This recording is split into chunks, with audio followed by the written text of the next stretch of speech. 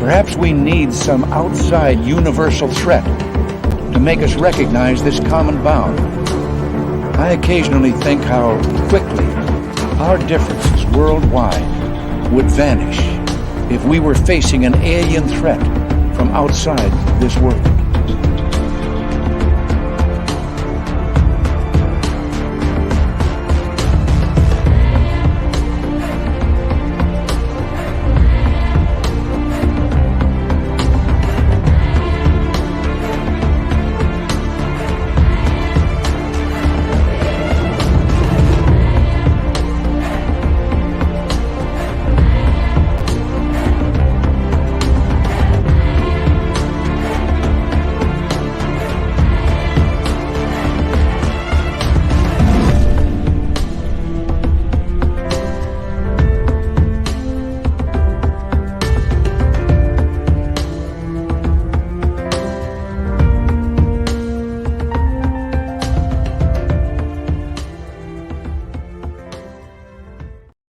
You've just tuned your dial to Spaced Out Radio, the only place where you can own the night.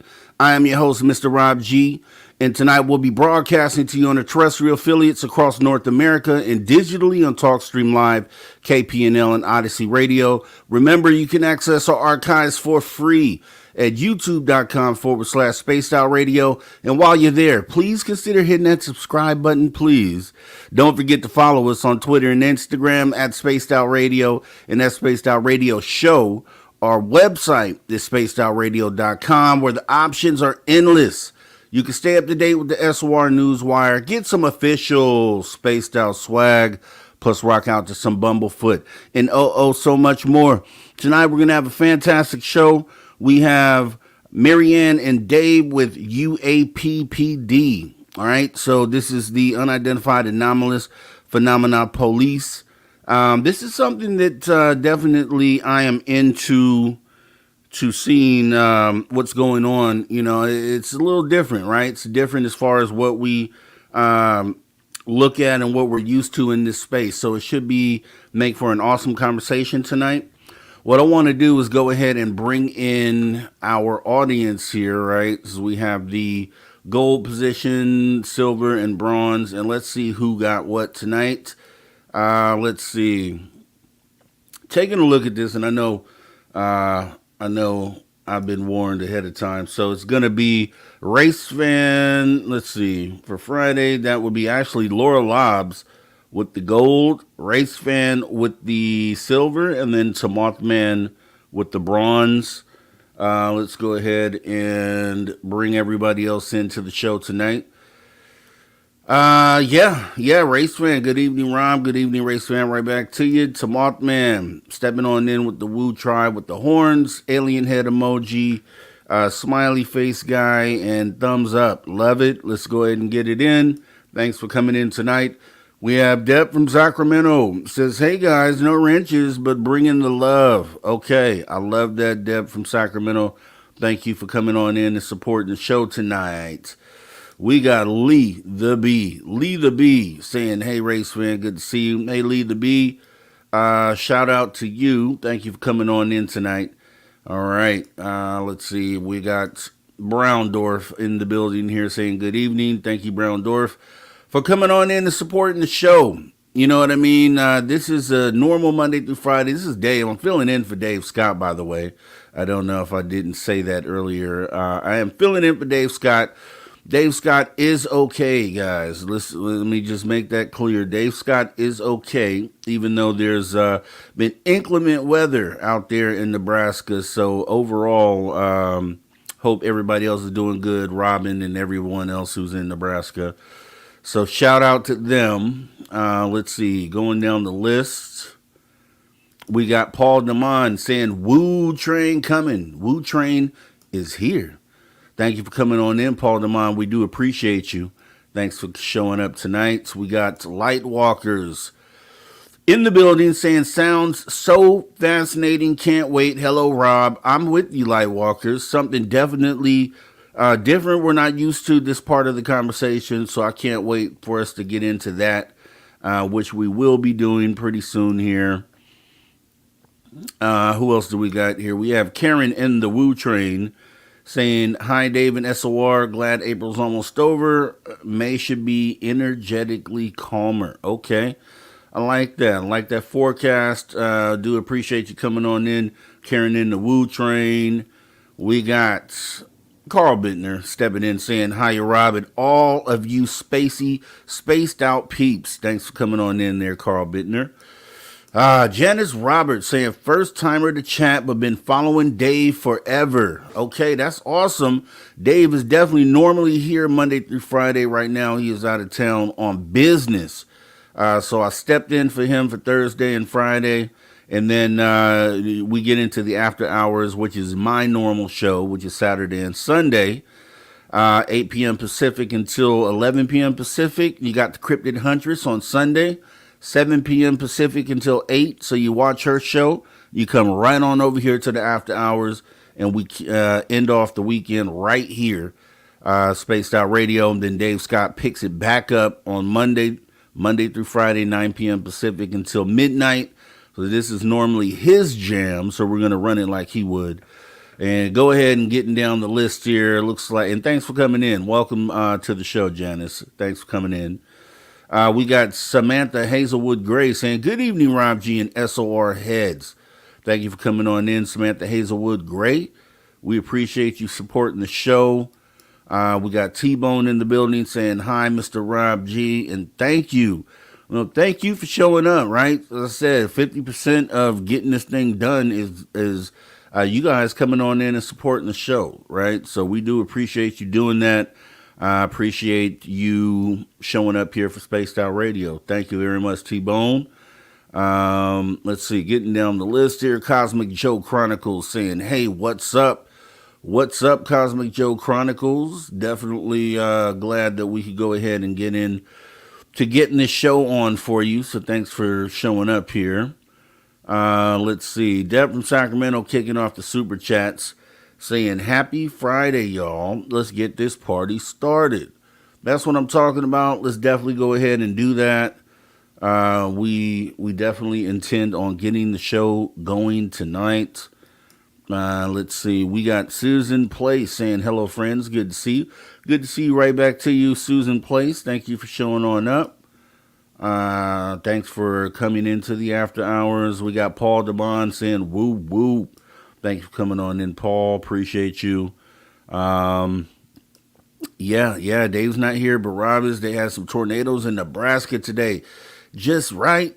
Just imagine that, right? This is your destination, traveling all these miles just to get there or attempt to get there and run right into probably some of the worst storms that area has had in some time. I know I saw earlier today they had a tornado that was at least 1 mile wide, right? A lot of devastation out there. But as far as last I checked, I think they didn't have any casualties that they had listed. So hopefully that stays the case.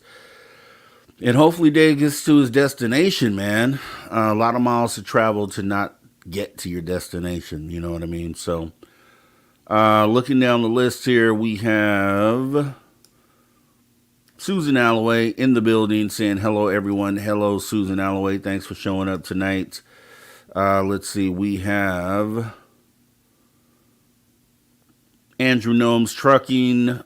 Thank you so much for coming on in. Saying, I met Keith Crabtree, Blaine Tyler, Duke Sullivan, Into the Cryptid Guru Christian. Something Dave got stuck in Dallas because of weather. He finally flew in late this afternoon and will speak tomorrow. Okay. Well, that is awesome to know. Appreciate that information. We got Aloha Dave 13 saying, saludo a todo de Mexico, donde está Mr. Rob G? And good evening, everyone from Mexico. Where's Rob G? Yeah, we had started the show a little bit late. As you know, if you were here yesterday, some audio issues popped up.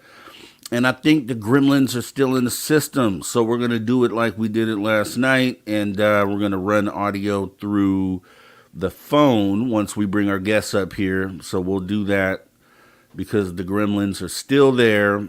Doesn't make sense. And This needs to be fixed ASAP. So I don't know what happens with tomorrow's show. We'll figure it out. I'm going down the list here.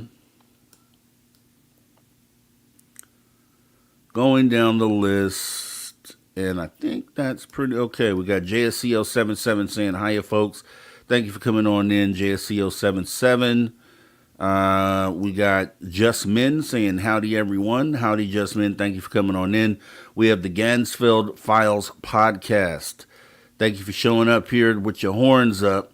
That's exactly how we get down here, so we do appreciate you showing up tonight. Let's see. Christine Lynn saying, hey, SOR, what's up? It's the weekend. Yeah, we're here, right? We are here. If you've gotten this far, you've made it. If you're in Australia or that side of the world, it's already Saturday. So you're already in your weekend. Let's see. Going down the list. Gory Tiger saying, what's up? What's up, Gory Tiger? Thanks for showing up tonight. We have Slow Motion saying, good evening, all. Good evening, Slow Motion. Thank you for showing on up. And moving down the list, Magneticus Attractus, my guy, what's up, man? Saying, what's up? What's up? Right back to you, buddy. Long time no see. Thank you for showing on up tonight, supporting the show. We got Marilena saying, good morning, greetings, everyone. Good morning right to you, Marilena. Thanks for showing up and supporting the cause tonight on this fantastic Friday, on this TGIF Friday. Moving down the list there, Joe Monk saying, I dare you. I dare you. Right back to you, Joe Monk. Thanks for coming on in. We appreciate you supporting the show. We are going down. We are going down the list. We are almost there. Sovereign Cosmic Wild Man. I will be uploading my Fart Blaster rap pretty soon. Be on the lookout for it. Coming soon from Sob. We will be looking for that, Sob. Thanks for coming on in, supporting the show. We appreciate you. Wow. Okay, Slow Motion saying Ireland checking in is 5 a.m. Shout out to Ireland. All the way over in Ireland. Latchkey Hustle saying, hey, folks, thanks for coming on in, Latchkey Hustle. Appreciate you showing up. We got Van Gold saying, hey, Rob, and Spaced Out Radio fam. Hey, Van Gold, thanks for coming on in. We appreciate you showing up tonight. We definitely do. And down the list, we are close to the end here. And I think that's almost everyone. See, I don't see anyone we haven't mentioned yet, except for Harvey Greensman. Harvey Greensman, thanks for coming on in. And Wildberry Candy Co., thanks for coming on in tonight. We appreciate you showing up. Channel Warhorse, there we go. Mr. Rob G, the plan tomorrow, the mission, right? Mission is never complete. We're going to have an awesome show tonight. Let's say we have UAPPD. And then in hour 3, we're going to be getting into some news. We got some news, and I'll be breaking that down for you tonight. Just some things that's been going on that you should be aware of if you don't already know. Cryptid Hunters, Jessica Jones in the building saying, hey, SOR. Hey, Jessica Jones, the Cryptid Hunters. Make sure you guys are going to check her out on Sunday, 7 p.m. Pacific until 8. Awesome show. And then she kicks it right on over to the after hours. You know how we do. And I think that's it. We are now currently current. So thank you guys all for coming in. Lex Diaz, I see you there. Can't not bring you up. Thanks for coming on in, Lex Diaz. But we are going to have an awesome show tonight. Like I said, we got UAPPD. So Unidentified Anomalous Police Department, right? Just so many questions on that. So unique. It's Marianne, Robb, and Dave Rich who actually run this thing. And I'm going to go ahead and make sure we go ahead and bring them up and just answer your question. Aloha, Dave. Any idea what's causing the audio problem? No, not at all. I'll tell you, I ran tests earlier today. I had someone join from the outside, as any guest would, and there were no audio issues. We went ahead and ran it, and then as soon as the guest gets in, those issues return. So we're going to go ahead and run this through the phone like we did last night because that turned out to actually be pretty good. So let me go ahead and connect with our guest real quick here, and then I will be bringing them up.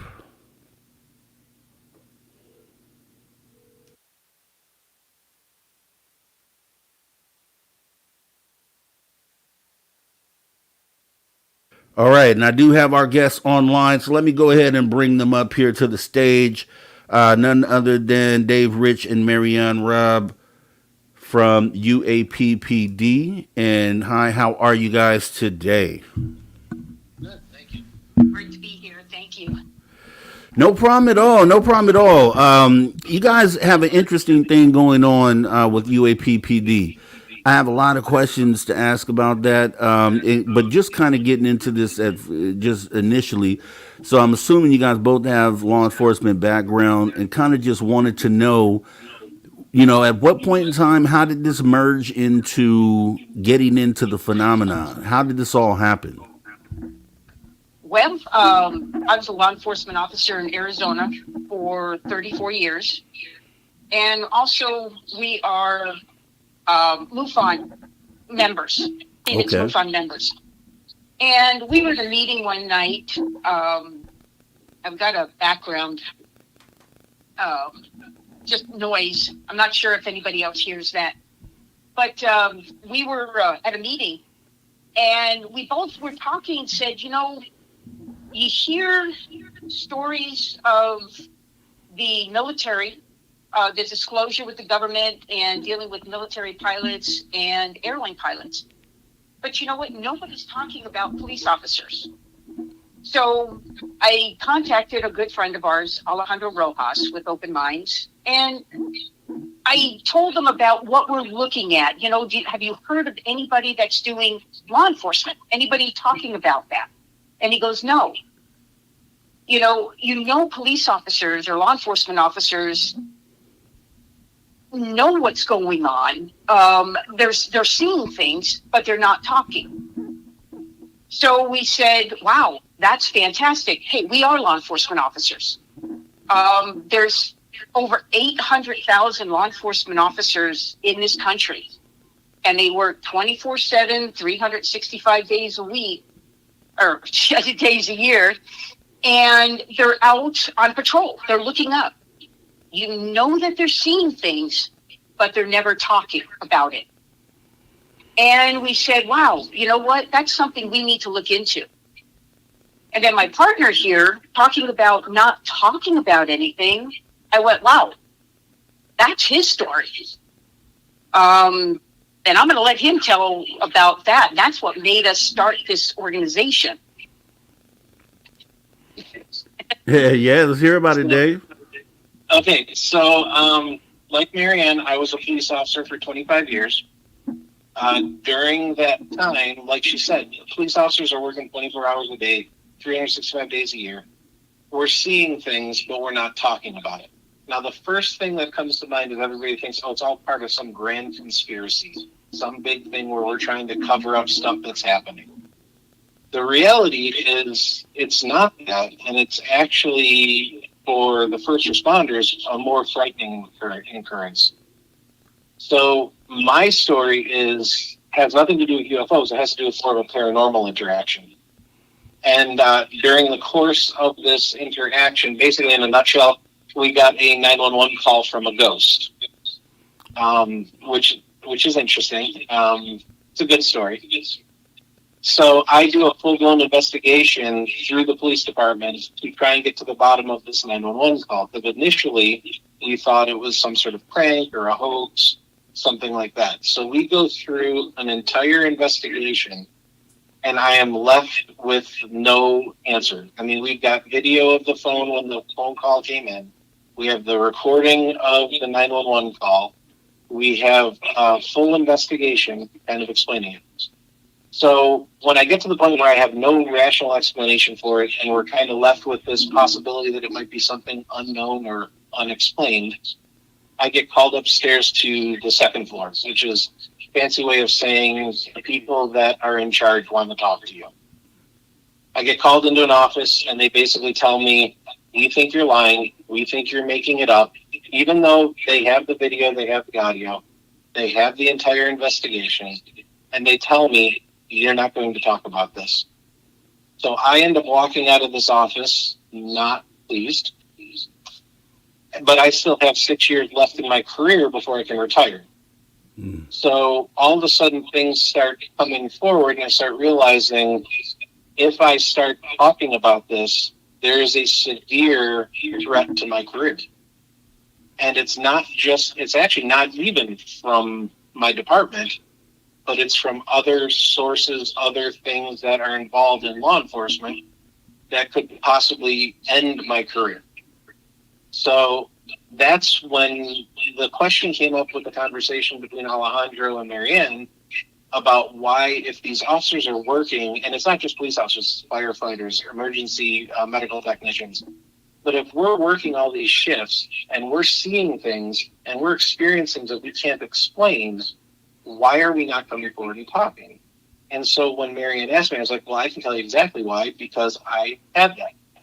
And so that was the catalyst behind UAPPD, where once I retired and was able to start talking about it, because now there's no longer a threat to my career, the first thing that came to my mind is I guarantee you there are other officers, firefighters, first responders who are in the same boat that I was, where for 6 years I had an experience that I couldn't talk about under fear of my career. Because I had a family to support. It takes a lot to become a police officer. And it was like kind of hanging over me the entire time. So I know there's other officers, other firefighters, other EMTs that are having the same situation.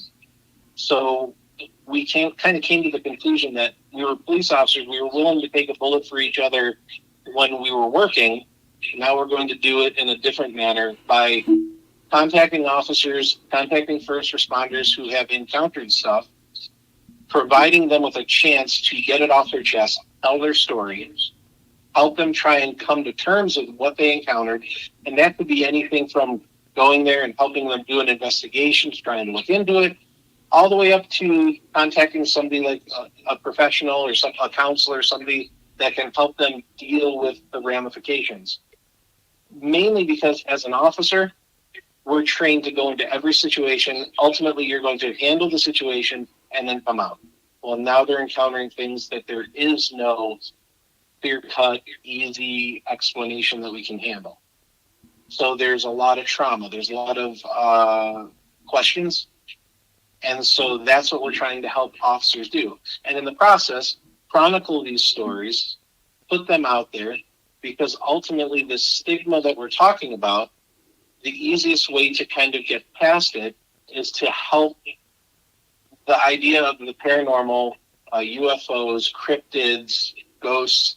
If we can help that come into the mainstream and help more people kind of acknowledge the fact that there's stuff out there that we can't explain and accept it, we will then take the stigma away. Now these officers, these first responders are going to be able to do their job more effectively without fear of repercussions from all these different threats that are outside there. I know that was a lot. No, that's actually awesome. Great explanation there. And I would want to ask you, so, okay, you had your experience and you still had 6 years left before you could leave your service, your duty. So I was going to ask you, were you already in MUFON at the time, or was that the incident that led you to join MUFON? No, actually, I had nothing to do with the MUFON at that time. I was actually, believe it or not, I was a hardcore skeptic up until that moment. This was the moment where I was left kind of standing there going, I have no explanation.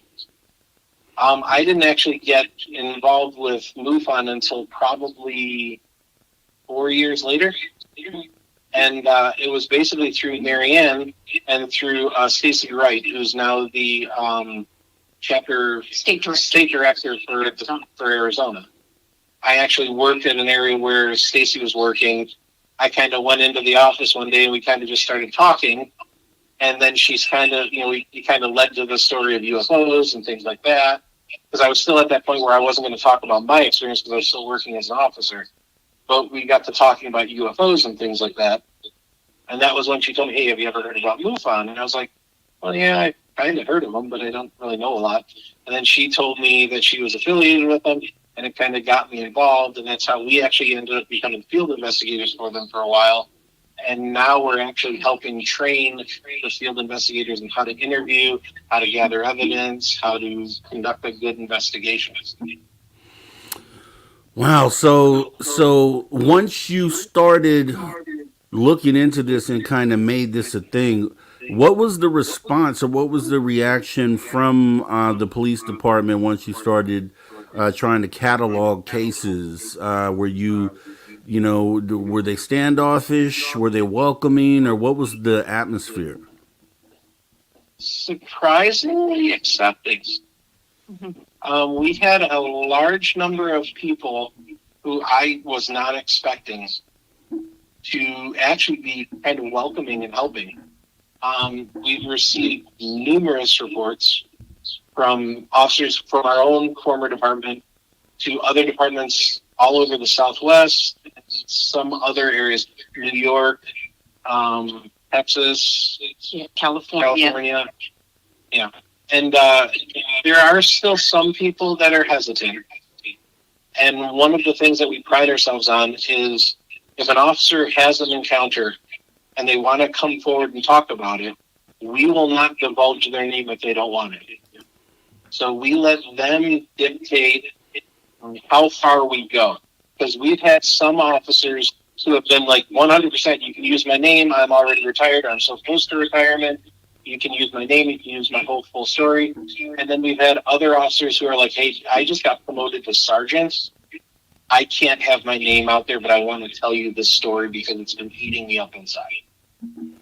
So we've had officers, as soon as they hear about what UAP PD is all about and what we're doing, and we are police officers, they feel very comfortable talking to us. I've had people come out of the blue say, hey, I heard about your organization. I've got a story that's been eating inside of me for so many years, and I've wanted to get it out. It's like Dave, it was eating inside of him. It was hurting his health, his family life, his career. And as soon as he was able to get it out and share that story, it's just like the stress just melted off of him. And we've had officers that came to us as, I didn't know where else to turn. So I saw UAPPD. That's why we called. We're getting people on our website, on our Facebook page, and they're sharing their stories with us. And we really appreciate it. And we're happy that they come to us and we can help them out. Yeah, that's awesome. I mean, when you hear this, and I never really thought about it on this level, but the stigma it would appear would be something similar to what they experience in the military, although it would seem like maybe it's it's not maybe as secret. So I wonder, do you have you run across cases where the superiors have told officers who have come in to report things, essentially shutting them down, like, hey, you'll never speak about this. Are we getting a lot of that? Would you say it's on the same level as what they're experiencing in the military? yes, I would say that there's a lot of supervisors that are coming in mainly trying to defend their department, because if an officer comes forward and says something, it makes the entire department look a certain way. And so what they think is if we stop everybody from talking, then nobody will know about it and we're fine. I don't know if it's as bad as the military, but it's kind of different. Like the threat, like if you say something in the military, you may get busted, but you're still part of the military. The stigma that police officers face can end your career. And it's in a manner that a lot of people don't think about, but it all has to do with the fact that as an officer, there are two things that make you effective. And that is any type of evidence you gather at the scene of a crime and your credibility. And the credibility, the second part thing, is the thing that is causing the problem with officers, where they will end up facing the stigma. Because when you have to go and testify in court for something, even if it has nothing to do with a paranormal encounter, if you're running around talking about the fact that you saw Bigfoot walking down the road, and a defense attorney walks in and says, and it's going to sound something like this. It's going to be like, officer, you need to tell me you saw Bigfoot walking down the road. And as an officer, you've already taken an oath and sworn that you were going to tell the truth. So you have to say yes. And all that defense attorney is banking on is one of the people in the jury panel who wasn't smart enough to get out of jury duty to come up and say, are you kidding me? This guy's crazy. What is it, ridiculous? Because then all of the other jurors are going to be like, well, I don't want to be looked as crazy as well. So I'm just going to be, oh, yeah, even though they may believe in Bigfoot, they may believe 100%, but they don't want to look like they believe in it. So then they'll say, oh, yeah, that's crazy. And so now you've lost your case. So now the defense attorney is going to go tell all of his other friends who are defense attorneys, if you ever get a case with this officer, just ask him if he saw Bigfoot. And now you've won your case. Now, eventually, the prosecutor is going to be like, I can't use this officer because if he comes on the stand, his credibility is shot. So the prosecutor is going to go back to the department and say, I can't use this officer. Now the chief is going to look down and go, why am I paying this guy? I can't use him for anything. And there goes your career. And then on top of that, now I leave this department, I try to get hired on with another department. The first thing they're going to do is go, why is he no longer in this department? Oh, this is what happened. I don't want you. Go.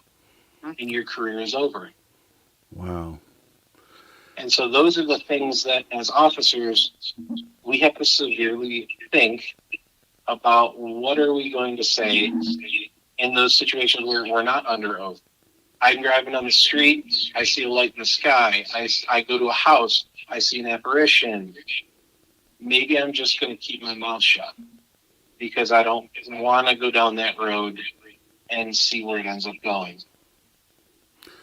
So how do you envision creating a safe space for these officers to be able to, tell what they know while still maintaining their position with the police force? The easiest way is through anonymity. We let them tell us the stories. We can conceal their name. We can keep it secret. We can let what they want out. If they don't want anyone to know about it, we're just going to chronicle the event, maybe do an investigation on our own with this officer, see if we can come up with something. But more importantly, we're going to protect their identity, because just like we would protect each other on the street, we're still going to protect them. We're going to protect their career, because we're no longer with the department. Somebody can look at us and say, hey, you guys are crazy. Like, fine. Okay. I don't care. Okay, so I think a good, just looking from the outside, it would appear that a good tool in this fight would be to access like body cam or dash cam video from officers, because I would assume those things, they're running obviously on 24/7. They should be able to corroborate some of their stories. Have you ever gotten to a point to where you had to pull a FOIA in order to kind of corroborate a story, or is that part of your process? We haven't had to do a FOIA yet, but we got body cam footage. Because again, we're officers talking to officers. So these officers are giving us the body cam footage. And they're like, yeah, we trust you. We're okay here. And so we've got some great footage. We've got 911 tape. We've got body cam footage. We've got some good stuff. So looking at, I guess one of the most famous cases recently that we could compare to would be like the Las Vegas ETs, right? Where they caught the fireball on police body cam. So is that generally some of the things that you end up seeing when accessing body cam? Because not only did it catch that, but I want to say in Russia that was also a police dash cam that caught the meteor that had come in and exploded over the city in Russia. So I would assume there's a lot of that there. Is that kind of generally what you end up seeing when it comes to the evidence? Well, we haven't. Las Vegas, that was great body cam. It was perfect timing to get a meteor going over Vegas and where those officers were. We tried to look into that case. We were basically told by a former commander that do not contact Las Vegas Metro. They do not want to talk about it because it sounds like it was more of a hoax than anything else. That other part of this alien in somebody's backyard or anything like that. But they said it definitely, and we've had it also analyzed. It was a meteor that was caught on body cam. And I think that was awesome. That was fantastic. We haven't gotten any video or body cam or dash cam from any officers like that, of those types of video, I guess you say. We would love for officers to get with us. If they do have that on body cam or dash cam, we would love to get copies of that and hear their story of what was it and how they got it. So we would love that. And I know you've heard, you may have heard, there was a story, and I think it's changed a little over the years, but they had the officer, I want to say it was in New York, who was, I guess, near or on the Brooklyn Bridge when the officer actually observed what was described as an abduction, someone else's abduction, and the body of that person being taken from a 4/5 story building out of the building and up into some beam of light. So if that's true, you would assume that with officers out there on the streets, 24/7, that they would be privy to that. And like I say, maybe not even the officers are looking up themselves. Maybe they missed the sighting completely, but I think really it falls on the dash cam and all of that. So how easy is it for, to pull that body cam information? Is there a time where they block you from doing that, or is it pretty much open to the public to get whatever they request? The FOIA request is probably going to be the best way to get it. We have been fortunate enough with some of our body cam stuff that we've gotten to have officers that are willing to give it to it, and we haven't hit roadblocks. But they're like, for example, the Las Vegas thing, where their command staff is saying, "Hey, don't talk about it, don't know." That would be something where we're not going to be able to get that body cam footage, other than what we've already seen on TV, seen through other methods online. But the majority of the body cam footage like that, if it's really detailed stuff, is probably going to have to go through a FOIA. See, and I'm just thinking in a sense where, maybe it's not necessarily a sighting that an officer has observed himself, but just the fact that there's a network of cameras essentially running 24/7. If you're in say someone's in a particular city and there was a sighting that they may have had, I'm just saying, is it? I would think it'd probably be a good fallback to say, okay, no one else saw this or reported this sighting. Maybe I can check police body cams or like FOIA that information for myself to see if what I saw was maybe picked up on one of those cameras. Because I think that would be a good resource even outside of an officer having the sighting, but just the fact that these cameras are running 24/7, that if something is up there and it's pointed in that direction, there's a good chance maybe that those cameras have captured a sighting like that. So is it just kind of looking at this maybe as a resource for those who have had sightings that they aren't able to back up? Because I would think that'd be probably one of the only video sources that you could actually go back to would be police dash cam. So Is it that easy for a person to just pull? So if I had a sighting here where I'm at in my city, and I wanted to check police body cam footage to see if they picked it up, is that an easy process for a person to go through? Probably not.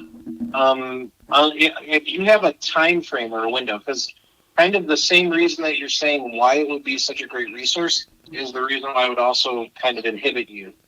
If you have, like, you work a 10-hour shift, you have your body cam running for like 9 out of the 10 hours, are you going to be able to look through 9 hours of body cam footage just to find something? If you have like a way of narrowing down the window and like say, hey, I know that it was like at 10:30 at night on a Thursday in this particular area, and you could narrow it down, then you might be able to get like a Freedom of Information Act signed out where you will be able to get, hey, can I get the body cam footage for any officer in like this area at this time, and then narrow it down, because you have hundreds of officers working all with body cam footage. You'd be there for hours, if not days, trying to sort through it on the off chance that they may have got something. Mm-hmm. So if you could narrow that down, then you might be a little bit more successful. But again, you fill out a Freedom of Information request, they're going to give you what they have to give you according to the FOIA request. Mm. Yeah, I'm just thinking about that. I really just thought about that because, you know, there's one of the things that people who are trying to capture these things on camera or just get proof that these things are up there is the idea of having some sort of 24-hour network of cameras across the country that are always looking up or, you know, trying to capture the sky so that we have a resource to kind of look back on. I think the closest thing that we have to that right now, just thinking about it, would be the police body cameras and the dash cams, due to the fact that those are pretty much running, you know, consistently. Now, going back, if you look back, one of the most famous sightings that involved a police officer would be like the Lonnie Zamora incident, where he actually went to a location and found the craft on the ground with these ETs getting out of it. At this point in your research, what are some of the most compelling cases that you have come upon or investigated so far? Well, we've got one out of Kayenta, Arizona, which is on the Navajo reservation, where a craft was seen coming over Kayenta and actually was suspended and sitting there for approximately 20-30 minutes. And it was seen by 2 first responders and 2 police officers. There was also other people that came out and just was watching this craft.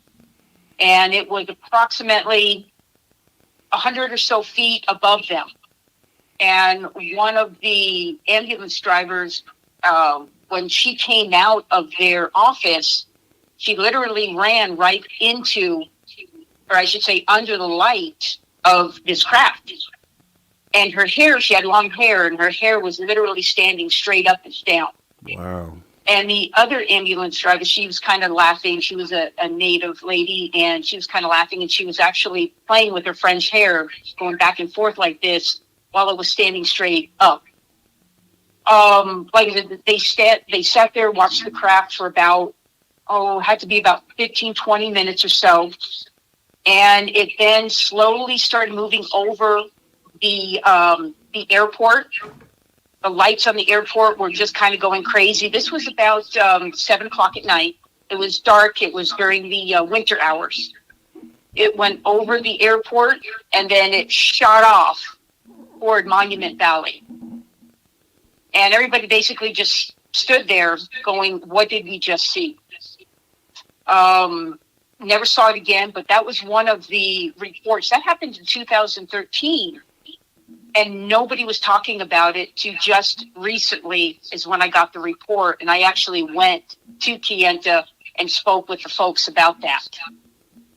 So there was an officer that tried to get photos, but at the time, his camera would not work at that time while it was over over them and over the city, his camera was not working. None of the pictures came out. That's just one. I've got another gentleman that it happened in the Phoenix area. He was a tracker for a law enforcement agency that he worked here in Arizona, and he was out doing some training. A cloud, it was a beautiful blue sky, a beautiful day. All of a sudden, a cloud formed over him. Out of the cloud came a craft, a circular craft. He totally described it as a circular silver craft that came out of the clouds, was there for a few minutes, went back into the cloud, and then just disappeared. Now, that officer spoke to me. He's retired. However, he is so fearful that if he's given his name to us and we did a story on him with his name, that he would lose his pension. He was so fearful that he did not want his name being brought out in whether a book or anything that we do. And I said, that's fine. You're a law enforcement officer in Arizona. So he didn't mind doing, sharing his encounters with us, but he was so fearful that his law enforcement agency would come after him, even though he's retired, and that they would try to take his pension from him. And at the end of my conversation with him, he started to cry. And he told me, he goes, finally, somebody is listening to me, because he has not been able to share the story. And this happened approximately 6-7 years ago. See, and these are both examples of things where either first responder was either hesitant to come forward, or in the first case, the Chienta case, MUFON had an investigation. They sent investigators out there, and they got nothing. Nobody would talk to them about anything. It wasn't until we were told, actually, we were informed of it by the MUFON investigator after she had been basically stonewalled, and was like, hey, is there any chance you can go talk to these first responders? So Marianne went out there, and she gets a full story. And it's based solely off the fact that they trusted that as police officers, retired police officers, we're not going to think that they're crazy. We're not going to run our mouths. We're not going to say things behind their back. There's that level of trust. And so these are two great examples of stories that we would never have gotten if we weren't for our backgrounds. Yeah, and I think it's actually awesome that you're part of MUFON, because then you have all these checks and balances, like the whole MUFON protocol on investigating, and the steps that you have to take to validate or disprove something. So that is actually pretty beneficial. Is MUFON doing anything with the data that you've collected? Do these all end up as reports into MUFON, or how is that working? Not necessarily. We're kind of we still work with MUFON, but we're kind of separate. We're keeping our own records, chronicling it ourselves, and we actually use a standard that is the type of standard that we would use during a police investigation. So all of our stuff is we handle it like a full-blown police investigation. And then we're chronicling it, gathering the evidence ourselves, keeping it locked up, putting it where it needs to be. So we help out with MUFON, we'll help out with their investigations, but we're kind of parallel to them. Okay, and then what do you plan on doing with the data once you have a good picture? I mean, because it's pretty obvious. I know I've heard of cases where police officers have recently come out and said that I can't remember, there was a mass sighting where there were multiple police officers and citizens who actually saw a craft. I can't remember the location, but so we're seeing a lot more of that happening as far as Arizona. It might be. It could be. I know there were multiple counties where the police officers. Lumberton, North Carolina. Okay, there you go. There you Yeah, go. we share that story. It was Paul, no, Lee Spiegel. That was his investigation. Okay. Dr. J. Allen Hynek sent Lee Spiegel out there to that location to start doing an investigation. There were, I think it was 7 counties, 11 cities, over 4 nights. The same craft was just kind of going around in this area. We share that story. That was amazing. And Lee Spiegel actually witnessed this also.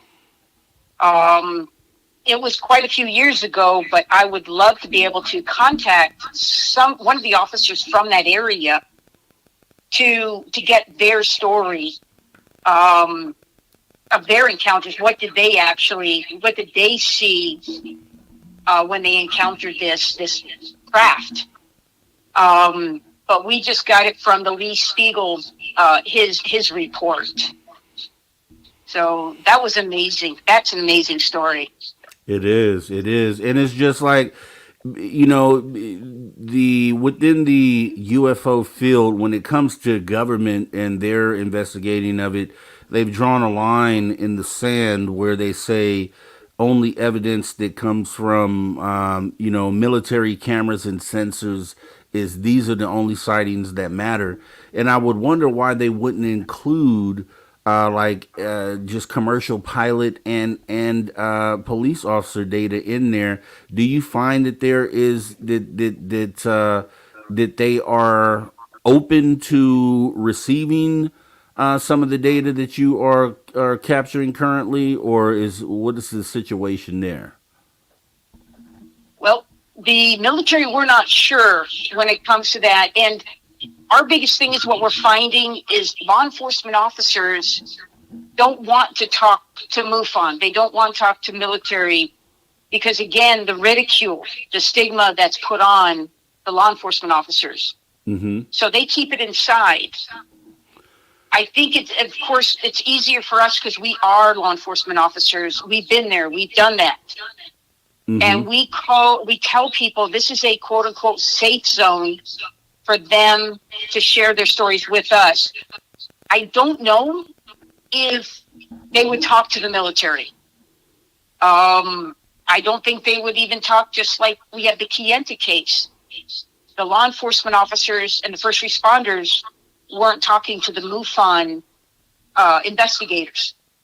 But because we are law enforcement, we have a bond there, and the gal just sat there and talked to me. We talked for probably 5 hours about everything that happened. So I'm not sure if they would talk to the military. Well, and then when I say that, I mean almost like, so we have an office, a joke office to me, like Arrow, right? That is receiving whistleblower statements and people who come in discreetly. So I'm just like, if they were to, I would assume, yeah, okay, maybe these officers wouldn't want to go directly to these entities, but when they give you the data and then you compile all this data, is this something you would be open to working with, like an Arrow, if they said, hey, we're now open to hearing police encounters? Would you be in a position where you would share some of that data with an entity like that? It's going to depend on what that entity does, because again, our first goal is protecting the officers. Mm-hmm. If an entity like that comes up and says, hey, we want these stories and we want to go talk to these officers, I'm going to say no. Because my number one goal is to protect the people, because I was there and I saw what it was like, and I would have never gone forward and talked to anybody, especially when I was still on the job. Yeah. So ultimately what we want to do with this information, though, is any type of information, if you gather it and you lock it away and you don't share it, it's useless. Right. Ultimately, what we want to do is try and overcome the stigma. So what we would like to do is gather this information and put it out there for people to see. So if we can spread this information, because ultimately what our goal is we can make things like a UFO sighting, a cryptid sighting, a paranormal encounter become something that The average person is like, oh yeah, that happens. That's completely fine. That's going to end that stigma. And that's going to allow these first responders to keep doing their jobs, gathering this information, and then they can give it to us, they can share it with other people, but do it safely. And the way that it starts is by getting the average person. Because again, like that example that I gave from the defense attorney and all that, the thing that they're afraid of is the 12 people in the jury pool. They're the ones that are going to be the ones that are going to determine whether or not his credibility is still good. So it's the average person that is the big scary thing that the law enforcement officer is facing. And we see that direct correlation when we talk to officers from some of the Indian reservation tribes that are out here in Arizona. We had 3 guys from the Gila River tribe that came forward and told us stories that they had encountered. And when we were kind of talking, I was kind of explaining my story. One of the guys looks at me and goes, well, why was that even a big deal? And I kind of explained it to him, and he's like, well, for us, it's nothing because everybody kind of knows this stuff exists. It's part of their culture. It's part of their heritage and their upbringing. And to them, it's no different than us looking at a payphone. And we're like, oh, yeah, payphones exist. I haven't seen one in a while, but yeah, we know they're out there. Exactly. It's the same type of thing with them, where they're like, yeah, it's part of their culture. It's part of our upbringing. We know they exist. Maybe I haven't seen one, but my uncle did, or my aunt did, or my cousin did, my real close friend did. And so because it's more mainstream to them, they don't face the stigma on the same level that officers off the reservation face. So our thought process is, if we can make it become more mainline off the reservation, then that's going to make it a lot easier in the long run. Very awesome answer. And what we're going to do right now, because we're at the top of the hour, we're going to go ahead and actually pause for the cause and take our first break of the night. This is a 5-minute break. Everybody out there, I'm seeing some of your questions coming through. And if you could just make sure when you're submitting these questions that they're in all caps so I can see them and save them. And we'll be right back after about 5-minute break here. You guys hang there, and we will see you guys in just a moment.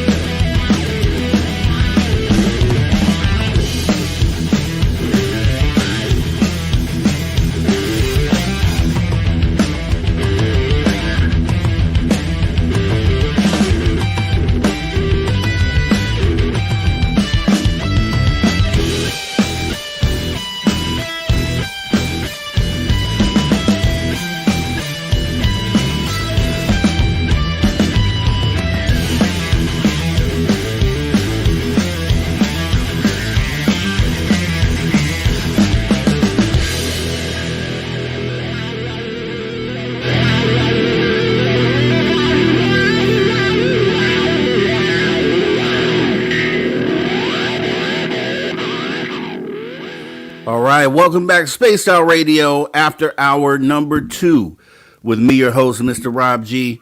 And joining us tonight, we have Dave and Marianne of UAPPD.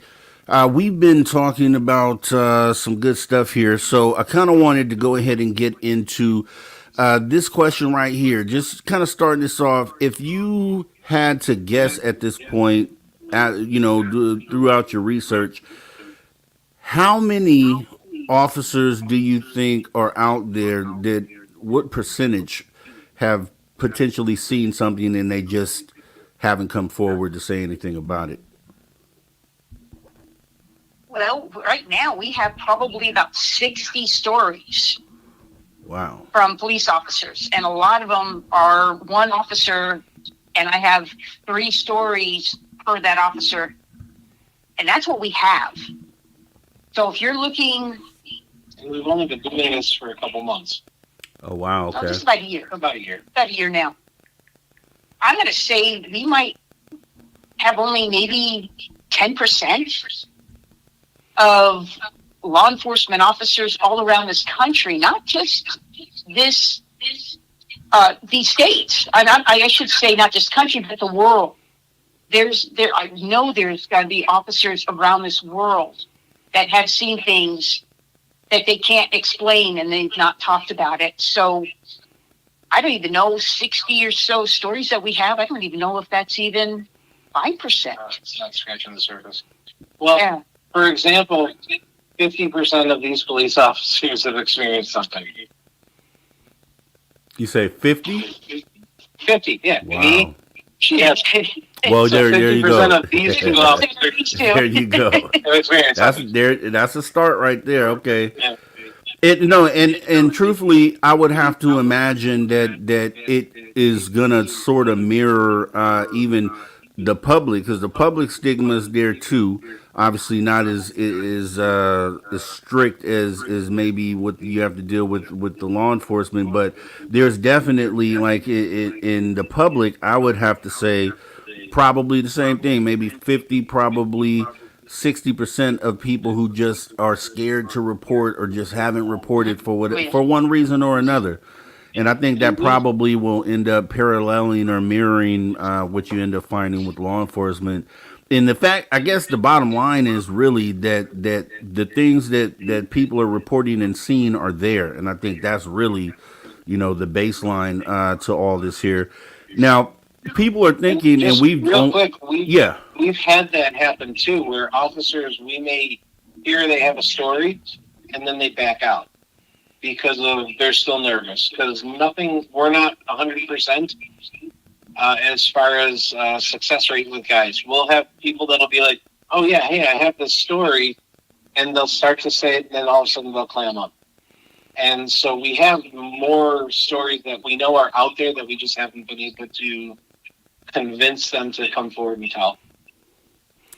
Yeah, well, I think it's definitely a good avenue to be in, and definitely I don't see anyone else doing this.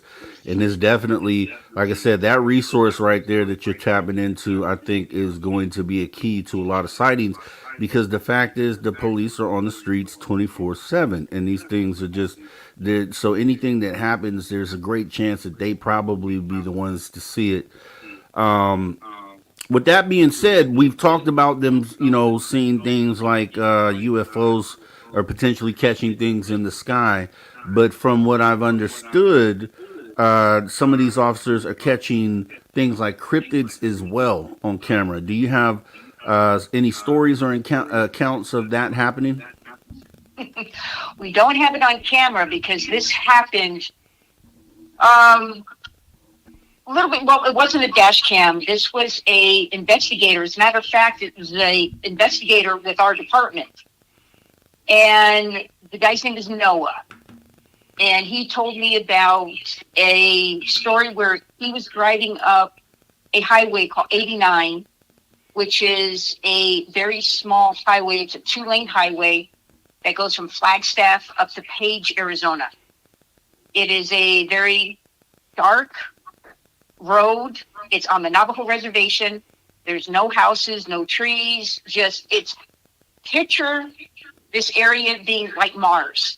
Mm-hmm. It has the red rocks, and it is just desolate. It's flat. Driving down the road, he's kind of going pretty quick. It's a 2-lane road. It's 10 o'clock at night. There's nobody out there, so he's kind of cruising along. All of a sudden, he sees something on his right-hand side off the side of the road. So he starts to slow down. All of a sudden, this creature, which looks like possible coyote. However, he said the back, as it's on all fours, the back of this creature was 4 feet high.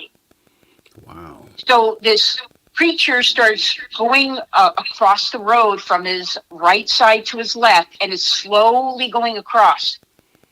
And as it's going across, it's looking at Noah's car. It wasn't scared. It wasn't anything. He was just taking his time going across the road. Goes across the road, gets on the side. Noah starts driving again. This time he's going a lot slower because that kind of freaked him out a little bit. As he's going up another 2 miles up the road, past the turnoff to Tuba City, Arizona, he sees something in the middle of the road this time. As he's approaching it, his headlights sees this creature. Now it's sitting in the middle of the road, right on the yellow line, and it's up on its haunches and just sitting there.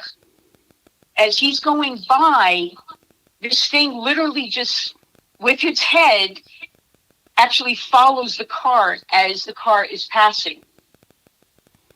So Noah's like, what in the world was that? It didn't move out of the road. It stayed there. So I asked Noah, how big was this creature? He said, as it was even sitting on its haunches, the top of its head was at least 5 feet tall. It was basically, it matched the top of his car, which was like a sedan, 4-door sedan. So Noah wanted to turn around. He's an investigator. He wanted, what in the world did I just see? Well, he knows that both sides of the road, the shoulders are very soft sand, soft dirt. So he was afraid he'd get stuck. So he goes, I'm going to go ahead. I'm just going to head up to Page. I need to get where there's people and there's light because I have no idea what I just saw. Gets into Page, gets into a convenience store, parks, goes inside to get a snack. As he walks in, there's a Navajo woman that's behind the counter clerk. She's happy. She's, joking with the customers, having a good old time. He gets a drink, gets some snacks, walks up to the counter, and the gal is just really happy, bubbly. Hi, how are you? Where are you going? Where are you coming from? And Noah says, can I ask you a question? And she says, sure. He goes, do you have any coyotes or wolves in this area? She goes, well, we have some coyotes every once in a while, but there's no wolves. The terrain is not made for wolves. And she goes, why do you ask? Well, he told her the story of what he saw on the way up to Page. All of a sudden, her demeanor went from very bubbly and happy automatically to very, very sullen, very matter of fact. Put his groceries in the bag, handed it to him, says, you need to leave now. He was baffled. So that's why he knew I was with MUFON. He knew what I was doing when Noah got back to the PD, and he told me the story. He goes, I have no idea why the lady acted the way she did. So I contacted good friends of ours, John Dover, Stan Milford Jr., who are the Navajo Rangers.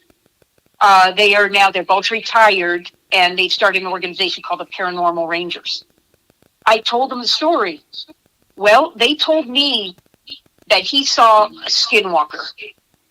The way that the Navajo people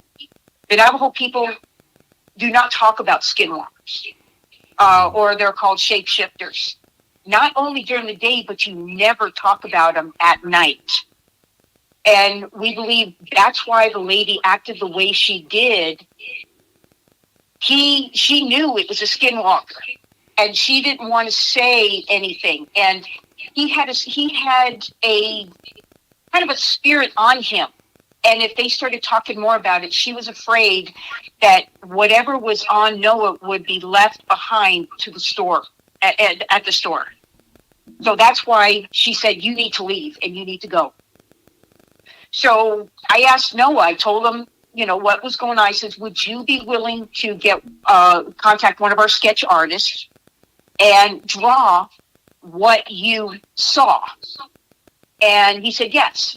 So I contacted a sketch artist, and it is, sketch artist usually is used with victims sketching maybe a suspect. So I got my sketch artist with Noah, and he explained exactly what he saw that was sitting in the middle of the road that night. And it was a creature that looked like more of a wolf. But in the picture, it had elongated chin.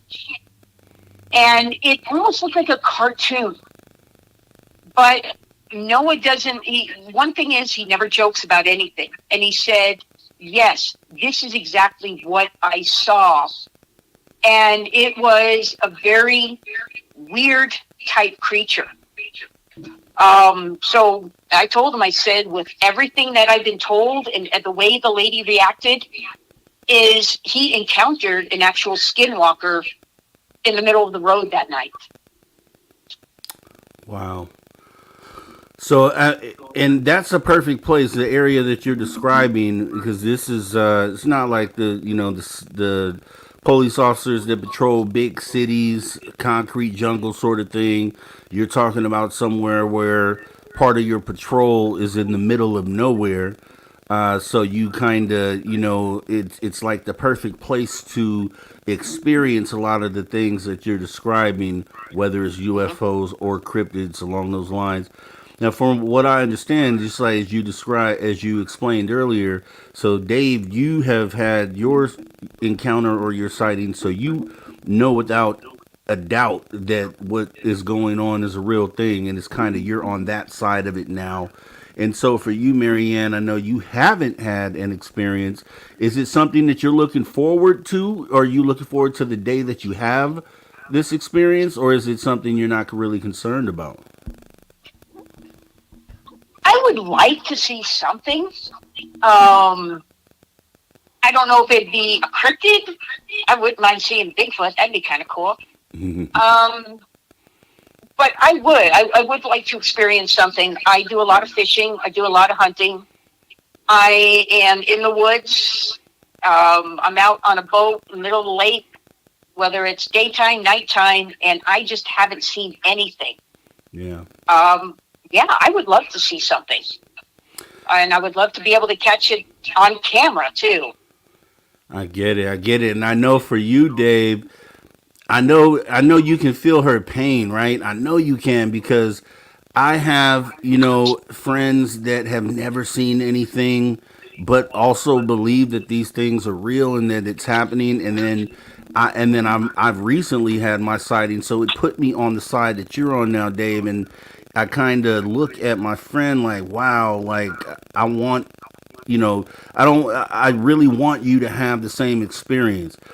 One thing that I've looked at, and just so I don't know if anyone has ever said this to you, Marianne, but they have, from people I've talked to, and I've said this before on this show, there have been, they've had a lot of success using these psionics cameras. I don't know if you're familiar with those night vision cameras. There's psionics, and then there's another one someone mentioned to me that they say works a little better, but for whatever reason, these things are being captured in night vision, and the success rate on this is no joke. From all the people I talked to that have these, probably 70% chance of seeing something anytime you look up one of these things. So, and I know you're in the perfect place to use one of these things. So just to kind of put that out there, and I say that to everyone else because I do feel for the people who haven't had sightings but want to. And I think this, rather than just going out and hoping to see something when you look up, which is still a thing, that still is possible, but to give yourself more of a chance, just from what I've heard from talking to people, these psionics cameras or these night vision binoculars are the thing to use out there, and you'll end up catching some really weird stuff pretty soon. I'm hoping in June, maybe we'll talk after the end of June. I've been invited out to Monument Valley, and that is a very much a hot spot for UFOs and sightings. And we're actually going out for about 3 days, and we're going to camp out in the middle of nowhere and awesome. have some night vision. So hopefully I might have a story or two and something on video at the end of June. That would be awesome. Monument Valley. I know I've heard that before. Is that near Sedona?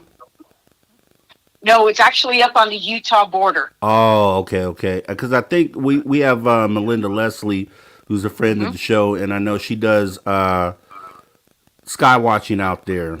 Correct, right, okay. yeah. So, and she's one, and I've talked to her a lot, and she has had a lot of success as well, seeing things, and she's seen things coming out of the mountains out there and things of that nature. So, along with the trip that you have set up for July, she would be a great person to tap in with out there to kind of up your chances of seeing something. So, I would love to hear, I would love to see. Because this thing, it changes you when you have that sighting. It literally changes you, and it's something you can't come back from. So I would love to talk to you once you're on that side of it as well, because I know the revelation is going to be just mind blowing, and it's going to make for a great conversation. So we definitely should tap back in after July to see what it was you saw. And it's not from a lack of trying, because we have a couple of friends of ours, Jesse and Glenn, and we've been taking Marianne out to a number of different locations to try and see if we can catch something on it. Because you're 100% right, Rob. I want her to feel that realization, because the only way I can describe it is it makes you feel all of a sudden really small, but also really included. You're privy to a secret that not everybody knows, but this secret is huge. Yes. And that's the only way I can really describe it. And I really want her to kind of experience it. I'd love for everybody to experience it and just kind of see that for themselves. It's a beautiful thing. And not only that, but it then opens you up to other things. It's like now it's an onion and you're peeling back layers. It's like, okay, well, if that was real, then this might be, and then you're going down this rabbit hole. But it's beautiful because you know, regardless of what other people say or what skeptics say about a situation, you know what you saw, you know what your experience was, and then to be on that side of it, it's like no one can ever tell you that you didn't see what you saw. You know what I mean? It's a really strong, powerful.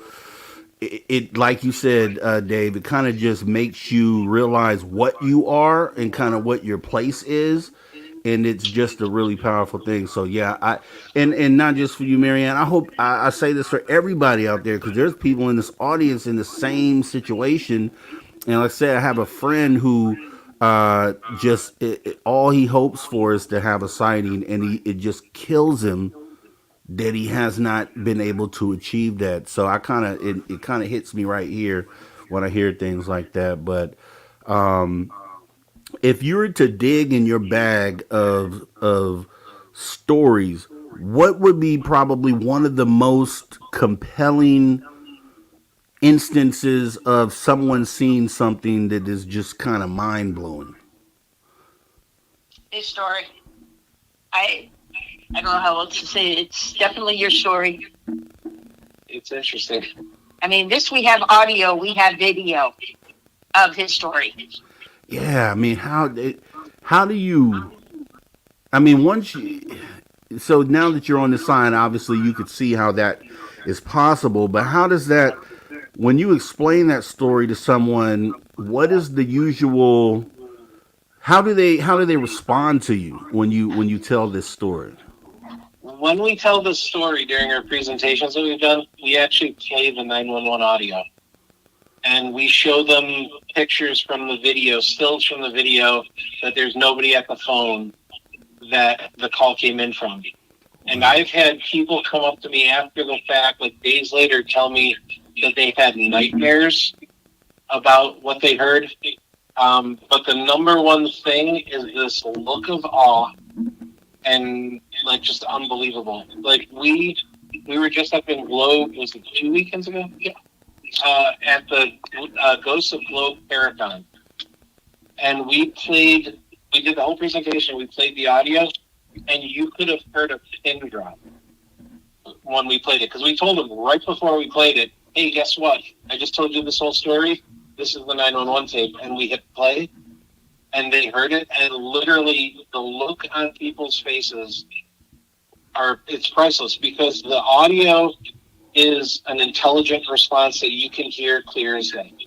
Yeah. And it literally makes a statement. The dispatcher responds. It makes a statement again. She asks it a question, and then it answers the question. Just as if it was a person on the other end of the line talking. And it's one of those things where people have just been absolutely floored. And obviously it's not an audio that we kind of share with people, because it's kind of like the big mic drop of one of our presentations. Yeah. But we've had lots of people come forward and just been like, they just can't believe it, because it's legitimately an intelligent response that we got on a 911 call, complete with video to show the phone in question. There's nobody there when the phone was called. Was this the only sighting that you had? I mean, obviously that's a big deal right there, what you're explaining, but had you experienced anything else, any other sort of activity? Yeah. This was the catalyst, though, and I don't know if it was, maybe I was experiencing stuff before and I was always able to kind of like rationalize it or kind of come up with, oh no, that was, it's my imagination or something like that. Right. But like, when you have that first experience, all of a sudden you're like more open to the idea of maybe there's something there. So we've gone out to a couple of different locations that officers have told us about, and then other people have told us about. And I've seen some stuff that I can't explain, including stuff that she did catch on video, but she didn't see it because she had the camera out, didn't actually see the thing that I saw. And it wasn't until after, when we were reviewing the video, there's something in the video that we can't explain. Like a ghostly apparition, or what type of thing? I think it was kind of like the thing we were talking about earlier that Noah saw. But it was definitely something that was about 6.5 feet tall. And it walked through a fence. And I don't mean through a gate. I mean through the fence. And it was probably about 55 feet from us. That's bananas. I want to ask you a couple questions, because we have Sovereign Cosmic Wildman, which you can always count on Sav to throw in 2 or 3 or 4 questions here. So Sav is asking you, let's see, has there been any suspicions of UFO involvement in vehicle accidents? Oh, yeah. Well, that's a very good question. I don't remember the date, but Val Johnson, up in Minnesota, Warren, Minnesota, as he was on patrol. Sheriff's deputy, yeah, in Warren County? Warren County. Yeah, Warren County, Minnesota. He's on patrol, middle of the night. He notices there's a bright light off to his left-hand side. He's thinking, okay, could this be a plane crash? Could this be an accident, a car accident? We didn't know what was going on. He didn't know. So he turns onto a highway and starts going toward this light. As he's going down, this light goes through his windshield and hits him in the chest, as he says, a 200-pound pillow. Well, it rendered him, he was unconscious. His car slid, or I should say slow roll to a stop, 90-degree angle in the oncoming traffic lanes. When he finally came to, he got on the radio, and we had the dispatch call where he said, I don't know what happened. Something hit my patrol car. I have no idea. He got transported to the hospital. His both eyes had burns, and they described him as arc welder burns. And all his teeth were broken at the gum line. All of his teeth. His damage to the car. Yeah, had damage to the car. It went from the headlights up to the roof of or I should say the hood of the car, to the windshield, to the roof, to the light bar, and back. What was interesting is it went up and over the driver's side. It didn't ping off anywhere. It just went up and over. They had engineers from Honeywell, and they also had engineers from Ford to come out, and they did an analysis on the car. And the only technical term that Honeywell can come up with, it was a quote-unquote thing that must have hit the car. It's very technical. Yeah. Nobody could nobody could understand or have an explanation on what hit his car and caused as much damage and the injuries to Val Johnson. And two things that are very intriguing to me about the story is the damage started at the headlight and went up. So no damage to the bumper. So whatever he hit was not in contact with the ground. Because the damage starts halfway up the headlight. And then when interviewed, his sheriff said that Val Johnson, beyond reproach, 100% believable, was a serious officer, was not prone to flights of fancy or anything like that. So you have a reliable, credible officer. We have physical evidence, including injury and damage to the vehicle, and his statement of some sort of light that hit the front of his car. Was this case from the 70s or 80s? Is this that famous case, or is this a separate case? Because I know they had an officer. No, it would have been, the 70s. Okay, and they still have that car on display. Is that correct? Okay. Yes, I'm familiar with that. Yeah, that's one of those ones right there where it's just hard to say anything against that sighting. I mean, that there's physical evidence, and then the effects that happen to the officer, you just can't deny that. So I wonder what, and that's the thing that bothers me, because, okay, this is law enforcement. They're out to serve and protect, and they're here to protect the public. But then when you have something that you can't even protect them from, like, what is the feeling, going out on patrol after that and knowing that there's something out there like that has to kind of mess with your mind. I don't know. I'd like to know, like, how many officers have changed their line of work after having an experience like that. Do you have any data on that? Well, we don't have any data, but we've got a great story on that. Canada. Oh, yeah. Clarenville. It was a UFO sighting. Royal Canadian Mounted Police Deputy or Officer Blackwell, Jim Blackwell. He gets called to the bay right there in the town. It's in Newfoundland. He shows up. There is a UFO hovering over the bay, about 200-300 feet above the water. There are people there watching. He's there watching in the patrol car. He flashes lights at it. The lights on the craft that he described as kind of like a silver, almost cigar-shaped craft that was hovering, it starts shining lights back at him. Well, he's shining. It's there long enough for him to get like a spyglass or a telescope and kind of look at it. He described it as being like a metal, kind of dull metal color with these lights. So they watch it for a while. It ends up rising up slowly and then shoots up. So the story with him is he gets told by his supervisors that he is to talk about it. So they have him interviewed, and the results of it, his career went completely downhill. When he was asked about it after, he said it was the worst thing he ever did was talk about this case. So we know that there's officers that have encountered things, and it has destroyed their career. That is sad. And all it takes is someone to tell the truth so we can release the stigma and not have these sorts of situations. Sad indeed. So looking at this, I have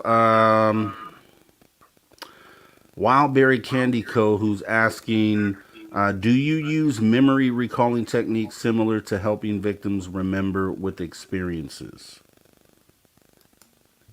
I don't think we actually use like memory recalling techniques like hypnosis or anything like that. We are forensic interviewers, though. So we've been through basic and advanced forensic interviewing classes. So we have the techniques that we used to help, for example, victims of sexual offenses and victims of high trauma crimes that we were using to interview during our criminal investigations for whatever the offense was. We use those same techniques with individuals who have seen something like that because it's still a very traumatic event. So what we want to do is use all the tools that we have. So we haven't used like actual memory recall like hypnosis. I would not be against that if the people are willing to do it. But a lot of times officers aren't willing to go down that road because we're type A personalities. We don't like letting go of things. So a lot of times the method that we use are those same ones that we use when we're interviewing victims or witnesses to a crime. And we're using that same technique, using the open-ended questions, trying to build that rapport, trying to move into a place where they feel comfortable opening up. And then we kind of let it kind of come out that way. All right. And I have Sovereign Cosmic Wildman asking another question here saying, has anyone suspected cryptids or any other type of interdimensional creatures are responsible for property or vehicle break-ins? Not that's been reported to us. Okay. And let's see. We had another one from Saab asking, have you seen the dash cam footage of the officer that vanished in a flash of light during the traffic stop? And what do you think of that footage? No, I'm not even sure when that happened and where. I haven't seen anything about that. I haven't either. So that's the things we would love to ever talk to that officer and find out what they've experienced. Okay. Or at least his agency, if it says that he vanished. Yeah. So maybe Saab put some more details in the chat that can point them to that case. That would be helpful. Definitely want to look into that. Yeah. Okay, I have Castle Dude asking, have you ever seen a ghost? I think I have. I think that thing that we were talking about that walked through the fence potentially could have been a spirit of some sort. I don't know what it was, but it looked weird. She couldn't see it.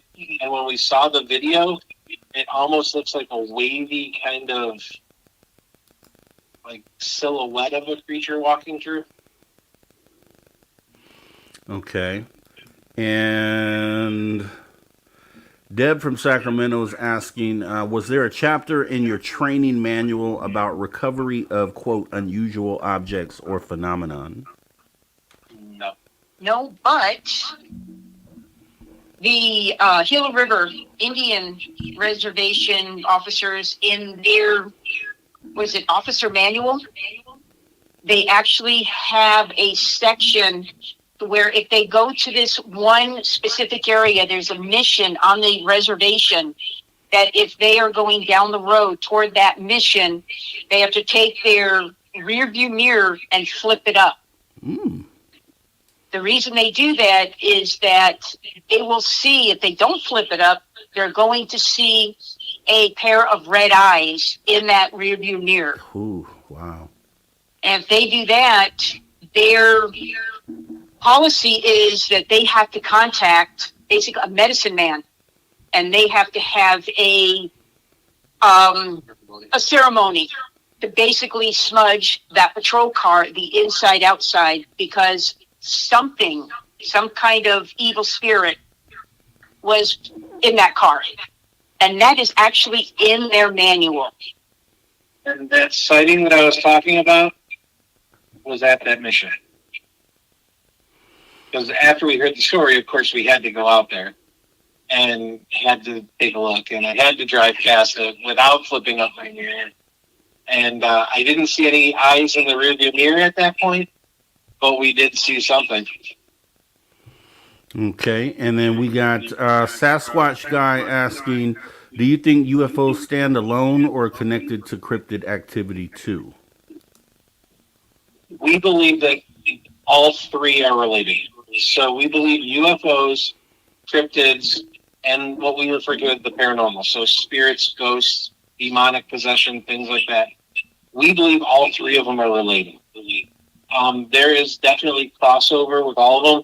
Like, for example, in like what Sasquatch guy is saying, UFOs and cryptids, one of our friends is David Paulides. I'm sure you guys know who he is, Yeah, Missing definitely. 411. So his latest movie and book had to detail UFO sightings and missing people and the potential that it could be some sort of cryptid activity at the same time. So that right there is showing some sort of connection in an increase in UFO sightings at the same time that we're having disappearances and sightings of cryptids in those same areas. So specifically those two, but we also believe that UFOs in the paranormal and cryptids in the paranormal are also related. All right. And let's see, Aloha Dave 13 asks you, okay, he's just saying, never heard about the 1984 case. Can you point to resources to read about it? I'll definitely do that for you, Aloha Dave, because I know what the case is, so I'll get you some information on that. And let me see. Okay, and Wildberry Candy Co. is asking this here, saying, I really want to know if anyone that is researching or documenting the five senses and the natural elements present at the time of the encounters. I guess we ask them. You see something, smell something, you Yeah. hear something. We try and run through those when we're doing the investigation, yes. Yeah, and then They obviously, pretty much tell us the story. yeah, with the MUFON background, there's a protocol for gathering your data anyway. So okay. And you'll get some stories where they'll say they feel like almost an electrical discharge. Some people will smell things. Some people will hear like a buzzing noise. So it's interesting because you'll get different reactions from different people, but then a lot of them will cross over as well. Okay, in a perfect world. Yeah, and I got you, Aloha Dave, and actually thanks for the support of Spaced Out Radio. I got you. Email me, MrRobbG@gmail.com. Email me, Aloha Dave, and that way I'll reply to you with the information. So thanks for your support. And yeah, what I wanted to know is, so in you're building this up, you're just getting this off the ground, building this database, shining light on the fact that law enforcement officers are having these encounters and just are facing the same stigmas a lot of other people in a lot of different fields. What do you envision? Where do you envision this research going? What would be like an end result for you to where you feel satisfied with the direction of the data that you're receiving or collecting? Well, we'll never be satisfied. We want to continue this, I don't know, 20, 30 years. But one of the things we're doing is taking the information. We are in the process of writing a book. So we can get the data, the encounters that we have. We would love to be able to share it with everybody. Again, we have law enforcement officers that don't want to be identified, which is great. We just say a law enforcement officer from this state, Arizona, California, wherever they are from. But I don't think we'll ever be satisfied because there's going to be law enforcement officers all around this world that are always going to have encounters, and they don't know what to do. They don't know where to go. And that's what we're here. We are the safe zone for them. But also I want to explain that law enforcement officers are not just police, city, town,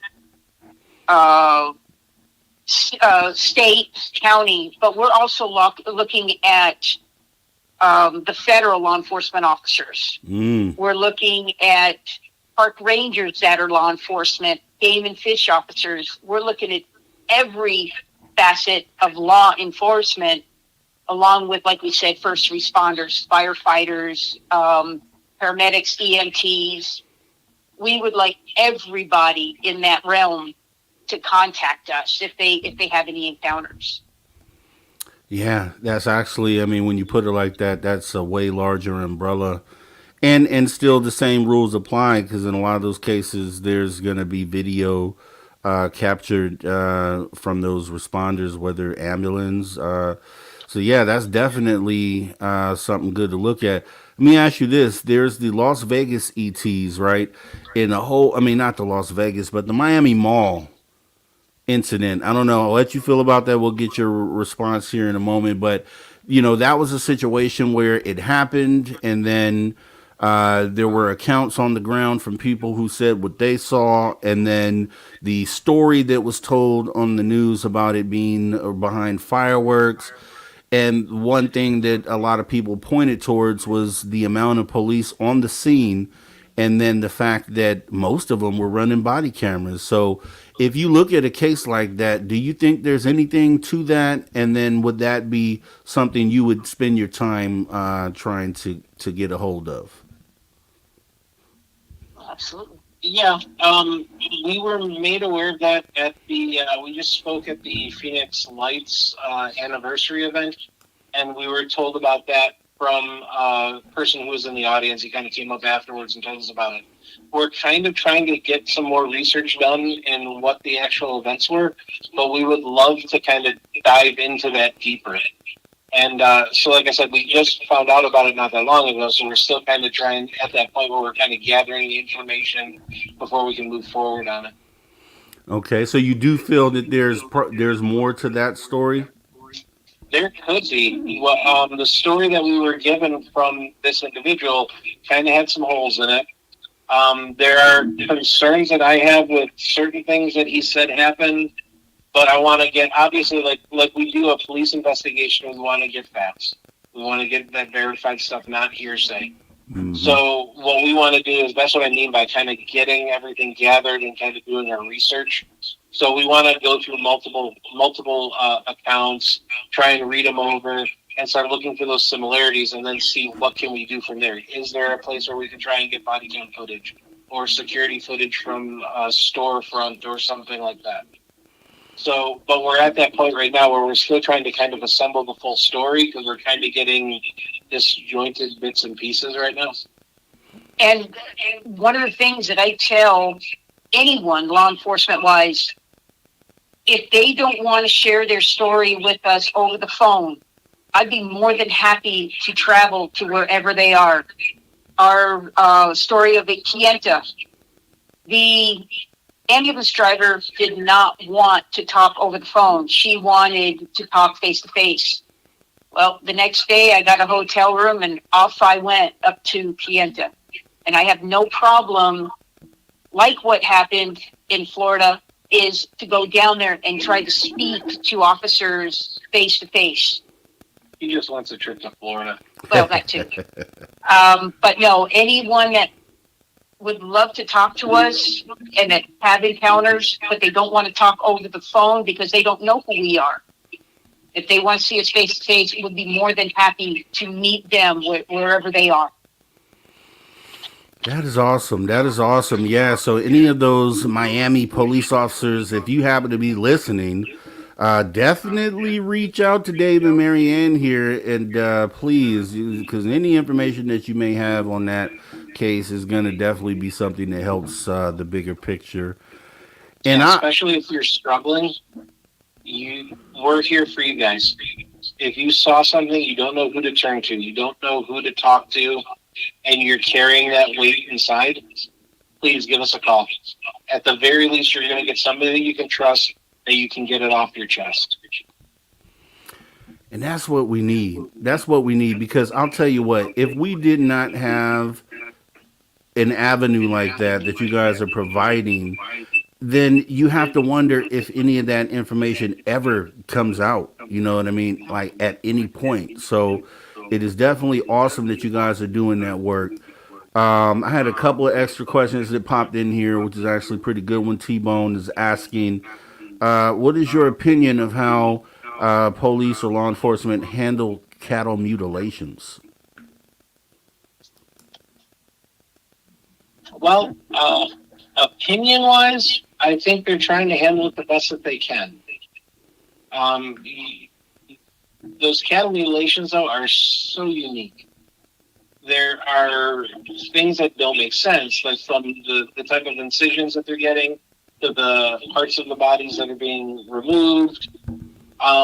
It's almost like every individual case has to be looked at through its own lens to see what's going on.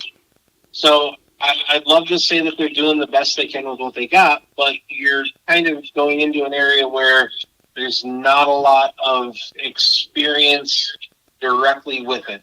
So we're kind of trying to almost force techniques into place to try and see what they do. So I would love for there to be more training. Once we can establish what that training would actually be.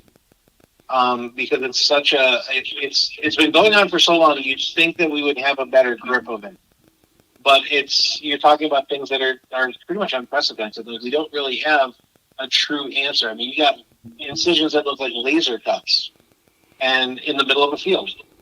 Over like some of the stories up at like Skinwalker Ranch, where it happened when a guy was standing across the field. He turns around and now there's a cattle mutilated. It's like we don't understand that concept, so we're still trying to go in from perspective of a law enforcement officer, trying to investigate it with our own lens of what we have. But sometimes we're dealing with stuff that's outside of that scope. But we would like to get the word out to law enforcement agencies. Okay, if a officer comes up to a cattle mutilation, he's dumbfounded, like, okay, what do I do now? Well, at their police department, they can look at their Rolodex and say, oh, here is a MUFON number. I know Chuck Zukowski, that was with MUFON. He did a lot of cattle mutilation investigations. I believe he's up in Colorado. And we would like to have the police agencies kind of have a little open-minded information, as you just say, oh, yeah, here's a number. Why don't you give this person a call who's somewhat of an expert, and they can give them guidance to the officer. Okay, this is how you need to handle it. And the expert, like Chuck or whoever, can ask the officer questions. What about this, this, and this? And then that officer could be guided to find out, was it a natural cause? Was it a cattle mutilation by an unknown source? It would give the officer a little bit of guidance on how to do that investigation. And I'd have to say, I've always thought this. I mean, when the cattle mutilations happen, law enforcement is called to the scene. Law enforcement conducts an investigation, and based on the checklist of things that a law enforcement officer has to go through when doing an investigation, you would assume that at some point with one of these cattle mutilations that if there was a human aspect to it, there would probably be evidence of that at this point, I would think, right? And it just seems like there just isn't. So I would wonder, like, what are some of those officers that have taken on these investigations, like, what is their thought process on that, after time has elapsed and they haven't had any leads, and kind of what they believe, the result of these things are. It's obviously extraterrestrial. There's just not an animal, terrestrial animal, or a human explanation to how those things are happening, or it's just not possible. So I would love to, find out what some of those officers think about that after they've just spun their wheels on it and don't have any leads or anything to go with on those cattle mutilations. I can tell you this much. I have never been to a cattle mutilation, but with my incident, like, I was actually explaining what happened to my nephew, and he asked me, like, well, weren't you scared? And I told him, no, I wasn't. He's like, what are you talking about? It was like a ghost or something like that. And I was like, but the problem is I did not think that at the beginning. When I first walked into the thing, into the investigation, I was 100% convinced I was going to find some logical explanation to this. And so what you do is you kind of go through this series of, well, it must have come from a different classroom. And then I rule that out. And then I'm like, okay, well, it must have come from somebody tapping into the phone line.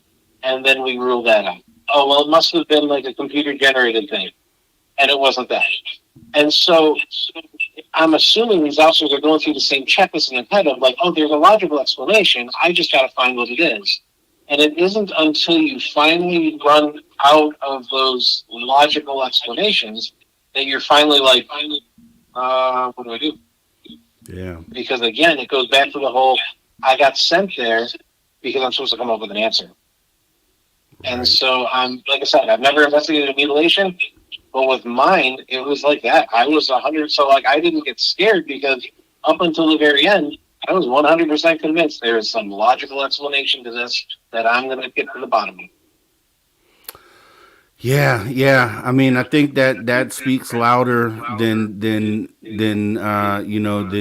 really, because there you would assume there would be at least a sliver or just something that points in one direction or the other, and then when you can come to absolutely zero at the end of investigating something like that, which other way can you look? You've looked terrestrially for answers to what this is, and when those answers don't show up, years pass, there's different cases of the same thing, then you have to look up. You have to look in a different direction. So you guys are doing awesome work.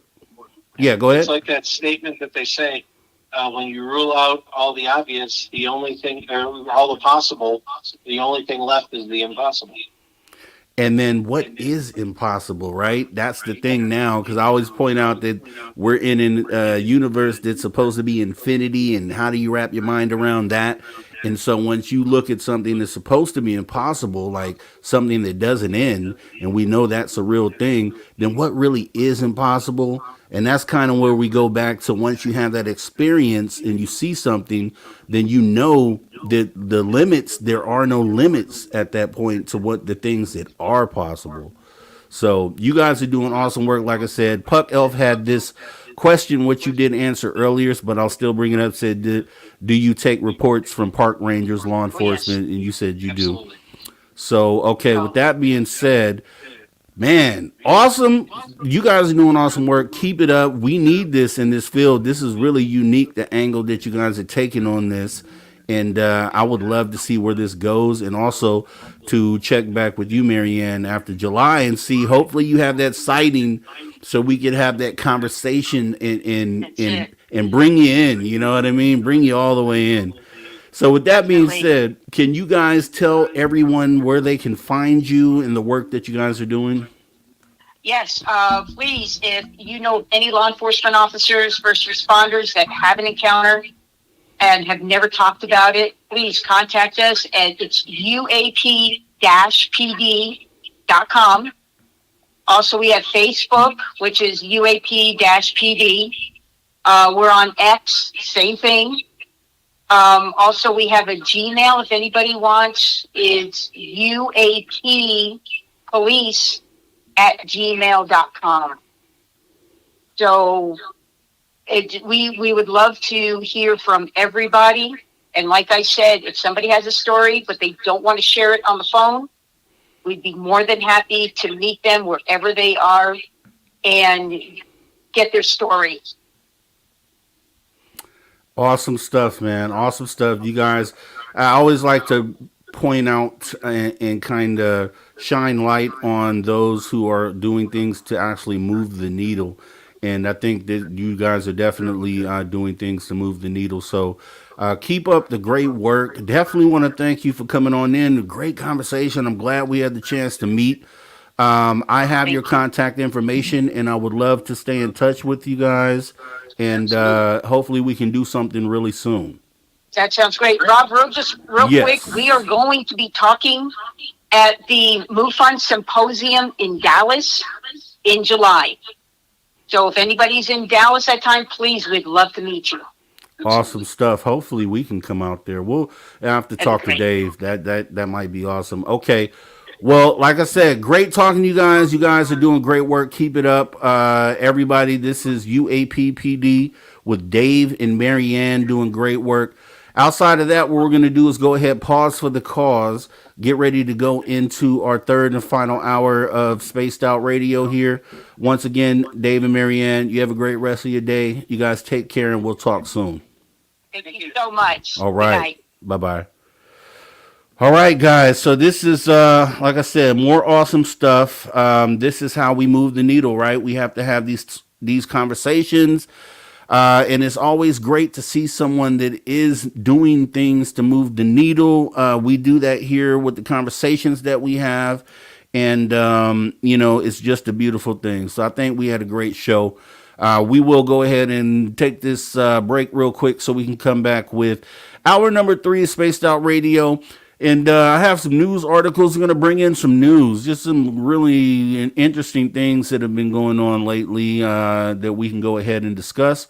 Really do appreciate you guys showing up. So hold tight, and we will be right back with hour number 3. See you in just a minute.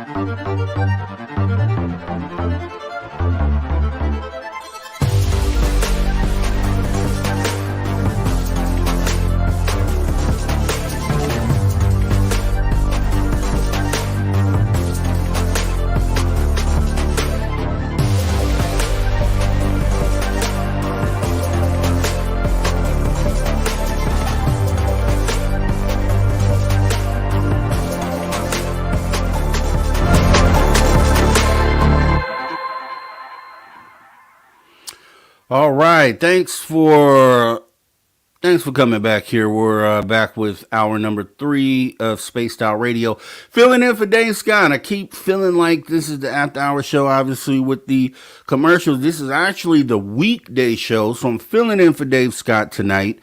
Dave Scott is safely in his destination, according to Andrew Gnome's Trucking, which is a great thing to hear. And he should be speaking tomorrow, so I don't know, maybe he'll pop in during after hours and kind of give us some data. However, with this being me filling in for Dave, right? So this is normally hour 3 where we would have some Steve Stockton among the missing. Unfortunately, we don't have audio for Steve Stockton, and this would also be the UFO report hour. So what I'm going to do is we're going to do Mr. Robb G's UFO report. Okay, we're going to do that today. We're going to go over some stories actually that I thought were pretty intriguing that happened within the last week here within ufology. Some things maybe you're aware of, maybe you're not. Before we do that, though, we definitely want to run a couple of these Spaced Out Radio commercials. So we don't have ugly swag, as Dave Scott likes to say, and we don't. So we'll go ahead and run these commercials for our swag store and then the Reno trip because, geez, what is this, the 26th? So we have 10, 14, or 2 weeks, right? Yeah, 2 weeks from today, we'll be doing the live show in Reno. So if you're not in Reno, in Reno, make sure that you tune into that live show, 3 to 6 p.m. Pacific. On that Friday, I'll be creating that show and building it. And Deb, this is for you. You said braid the beard. This is for you. So that is for Deb from Sacramento. She requested the braided beard, so we went ahead and did that for you, Deb, specifically for you. But let's go ahead and get into these commercials real quick, and then come back with some UFO news. Hey everyone, guess what? We do not have ugly swag. We have Spaced Out Radio gear that you're going to want to wear. Why? Because no one wants to wear ugly clothing. So head on over to spacedoutradio.com and go shopping today. You'll be glad you did. And it's a great way to support our show. Once you get your gear, send us a picture of you rocking out in your SOR swag. spacedoutradio.com, shop there today, and make yourself look good. If you love your woo, it's time to make a commitment to the 3rd annual SOR Fan Party. This time, we're heading to Reno, Nevada and the Silver Legacy Casino and Resort, May 10th through 12th, 2024. Tickets are $60 or $100 for VIP. With that, you get a free radio show, you get to hang out with celebrity guests from Spaced Out Radio, including our team, who are coming to hang out with you. You get to meet the entire team, like Science Bob, Merle, Melinda Leslie, Geraldine Orozco, and more. It's a weekend packed with adventure, and we want you there. After all, we're doing this for you. Find out more and get your tickets at info@spacedoutradio.com and book your hotels today at the Silver Legacy Casino and Resort in Reno, Nevada. Come join us for the SOR Fan Party, May 10th through 12th, 2024. Yes. It is going down finally, right? I remember Dave Scott first mentioned this SOR party in Reno, and this was like 9 months ago, back when we started the After Hours, got this road going, and now it's here. You know what I mean? Just that fast. So can't wait to get there and meet everyone who was able to come through. And like I said, for those at home, we're going to try to make it to where you guys can maybe call in or join the stage or do something so that you can still be a part of this SOR fan party. So when you see me on the screen on Friday, May 10th, just be prepared, because I'm going to try to bring some of you guys up so you can live vicariously through the ones who were able to make it, right? Because it's still a family thing and we want everybody to feel included. So that's what we're going to do. So I'm going to go ahead and get into the UFO reports with Mr. Robb G, right? So this is just impromptu. I had a few good stories to go ahead and go over. And the first one that we're going to start out with is The Voyager, we've talked about Voyager before. Voyager 1 has been out in space forever, for longer than I've been alive. Put it like that. And just think about that. Voyager 1 was sent out into space back in 77, and has continuously been traveling through space nonstop this entire time. Think about that. Wrap your mind around that fact. Okay. There had been a point in time where this had passed through the Oort cloud and actually left outside of our solar system. The Voyager 1 and Voyager 2 are both outside of the solar system. And these things are still working. They had an issue with Voyager 1 where they weren't able to communicate with it. They thought this is probably the end of the road for that satellite, for that craft. And they were able to fix it. Don't ask me how. We're going to go ahead and go into the story. We're talking about 15 billion miles away, and they were able to fix Voyager 1, and now they're back in communication with it. Amazing story, and just amazing feat by mankind to have something out there traveling through interstellar space for 50 years, essentially, and we are still in communication with this device. Just think this thing could go for 50 more years. We're talking about, two human lifetimes and maybe even more. This thing will continue to travel until it bumps into something. So going into this, Voyager 1 and the coding that they were able to send to it to fix it. So Voyager 1 had a problem. Here's how NASA fixed it from 15 billion miles away. And this is courtesy of USA Today article that they had wrote on this recently. So let me go ahead and get into this, guys. Working from more than 15 billion miles away, NASA engineers have solved a computer problem aboard Voyager 1, allowing the probe to send readable data 5 months after a chip error made its transmissions impossible to decipher. Voyager 1, along with its sister craft, Voyager 2, are robotic probes that were launched in 1977. Voyager 1 reached interstellar space in 2012. So think about that. That's 12 years ago. It has been traveling in interstellar space for the last 12 years, going thousands of miles an hour. So it is now 15.1 billion miles away, the farthest from Earth a human-made object has ever traveled. Voyager 2 entered interstellar space, the space between the stars, starting at about 11 billion miles from our sun in 2018. It's now 12.7 billion miles away. Voyager 1's computer glitch garbled the science and engineering data the craft sends to Earth, which rendered it unreadable. That started on November 14th of 2023. Now, how did the engineers fix Voyager's problem, right? Which is really the meat of the story.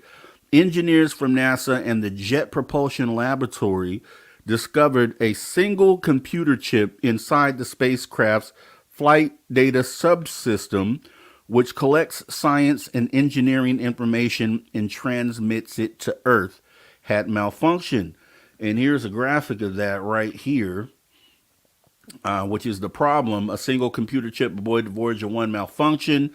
The chip stored part of the flight data subsystem, or FDS, memory and binary software code.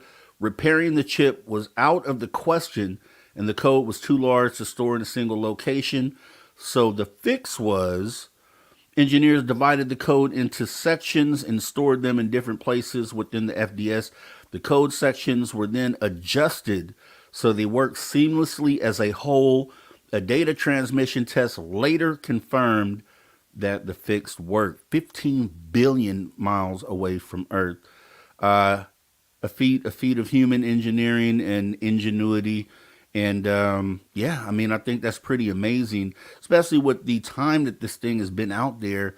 It'll be out there for the foreseeable future, right? Like I said, until it gets pulled into some sort of gravitational pull by some celestial body, this thing will be continuing to go out for years and years and years and years to come. So the chip stored part of flight data subsystem memory and code. Engineers could still receive data from Voyager 1, but it was scrambled.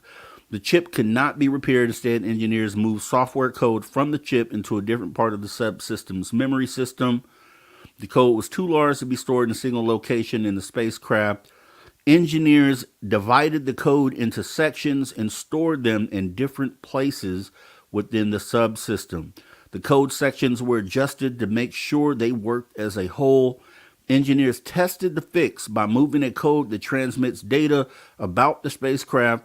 They were rewarded with the transmission from Voyager that contained readable data about the craft's status. All that took time. Voyager is moving about 38,000 miles per hour. Crazy. But it's so far away, it takes 22 and a half hours for a radio signal to reach Voyager. It takes another 22 and a half hours for the spacecraft's reply to reach antenna networks on Earth. So what happens next? Engineers will reposition and synchronize the other parts of the code. That should allow Voyager 1 to start sending readable data on what it finds as it moves farther away from Earth. Think about that, right?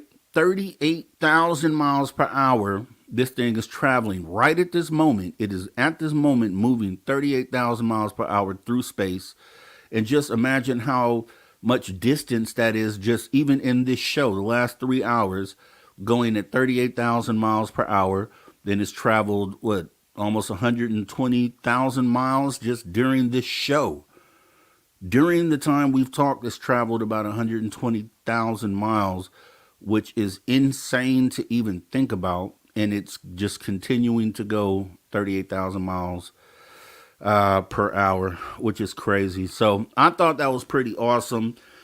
We got a few more stories here for the news, for the UFO report for the night with Robb G. The next story that we have here is not really a story. I thought it was pretty interesting, and this looked pretty strange from space. This is going to be, the title of this is actually, a spacecraft captured images of, quote, spiders on the surface of Mars, right? And this is what they look like, which does look very weird, right? This is the surface of Mars. Looks like spiders, but they want us to believe that there's something else. And obviously, I'm not saying that these are living things on Mars. Who's to know? But they have an explanation for what this is that we're looking at, although this would be pretty creepy to all of a sudden look at the surface of Mars and see what looks like living things on the surface. So take it with a grain of salt. Maybe, I don't know what you think about that, but we'll go ahead and read the story that is tied to this. Spacecraft captured images of spiders on the surface of Mars, but here's what they really are, according to this story here. Say a unique phenomenon that could be mistaken for spiders scuttling across the planet's surface has been spotted on Mars, according to the European Space Agency. The ESA said in a news release that one of its Mars Express orbiters captured images of the, quote, spiders, which are really just small, dark-colored features that begin to be formed when sunshine falls on carbon dioxide deposited during the planet's winter months. The light causes the carbon dioxide ice at the bottom of the deposits to turn into gas, which eventually bursts through ice that can be up to 3 feet thick, shooting dust out in geyser-like blasts before settling on the surface, the space agency said.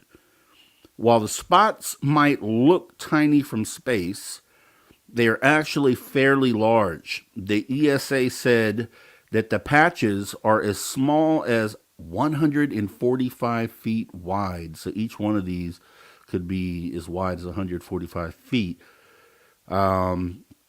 at their largest might be over half a mile wide. But those large spots, the arachnid like pattern is carved beneath the carbon dioxide ice, the ESA said. The spider patterns were observed by the ExoMars Trace Gas Orbiter, which launched in 2016 and has been studying Mars for signs of possible past life. The majority of the dark spots captured by the orbiter appear on the outskirts of a part of Mars nicknamed Inca City because of its linear, almost geometric network of ridges reminiscent of Incan ruins. The area, discovered in 1972 by a NASA probe, is also known as the Angustus Labyrinthus and is near the planet's solar south polar cap. It's not clear how the area was formed, the ESA said. Suggestions include sand dunes that turned to stone over time, or material like magma or sand sweeping through rock. Mars is currently experiencing spring-like weather, according to NASA. NASA's Curiosity rover has been enjoying the warmer weather on the planet, the agency said in a news release, working on environmental monitoring and exploring Mars' Gale crater. Right? So this is the explanation for what this is. You know, take it with a grain of salt. I mean, it's definitely a good explanation. If you look at how far this orbiter is from the surface, then I guess maybe you could start to gauge what size these things are. Obviously, they're not going to be 145-foot wide spiders on the surface, but looking at this, it's sort of creepy though, right? Because it does definitely look like a bunch of spiders. And you know, as it stands, we kind of have to take the explanation that they've given us, because there is no way for us to go to the surface of the planet and confirm for ourselves, right? So, thought this was pretty interesting. I don't know what you guys think about that, but you know, I'm under the impression, I don't know how people feel about that. I think once we get to Mars and, you know, have manned missions to Mars, if that isn't already happening with the secret space program, I'm thinking once we get there and we start digging under the soil, I feel like, and I guess time will tell, hopefully we'll see within our lifetime, but I feel like once they dig there, they're going to uncover some sort of fossils. I can't wait for the day for that to happen. I hope I'm still here, because I can almost bet that when they start digging, they're going to find fossils, and they might be human-like. They might be humanoid. You might find a perfect, you know, human skull dug up from that dirt there, and then that would confirm what some people think, that we came potentially from this planet, a dying planet that ended up dying off, and we moved over to this planet. Very possible, but yeah, time will tell. I thought this was a pretty interesting story. We have a few other stories to go over here with the Mr. Robb G UFO report, right? This one was pretty epic. This one happened actually on. Saw this on the news. There was actually video of this, and it was about a UFO that someone captured on video from an airplane window over New York. And it's pretty clear when they freeze freeze frame the object, you can see it pretty much clear as day. And you have to ask yourself, you know, how much proof is proof? When you have things that are obviously not human made in the skies, and they're captured on video, how much proof do you really need when you see what you're about to see here? So we're going to go ahead and play the film real quick, because I know it's a quick 45-minute video, and then we'll go into the story of it. And actually, this is what it looked like, right? That clear as day. What is that, right? Not a man-made drone by any means. We're going to go ahead and I know I had the video. Let me see if I can get that up here. Yep, looks like I got it right here. So we'll go ahead and bring up the video. It's like a 45-second video. We should be okay. And let me do that right now. It's going to be this one here. We will share that and play this video. So let's take a look and see what this lady recorded outside of her window. And tell me how you're going to be able to say that this isn't what it is, right? What did you do with the video, and did you We cut the audio. We always have an issue with audio. It's more important to see.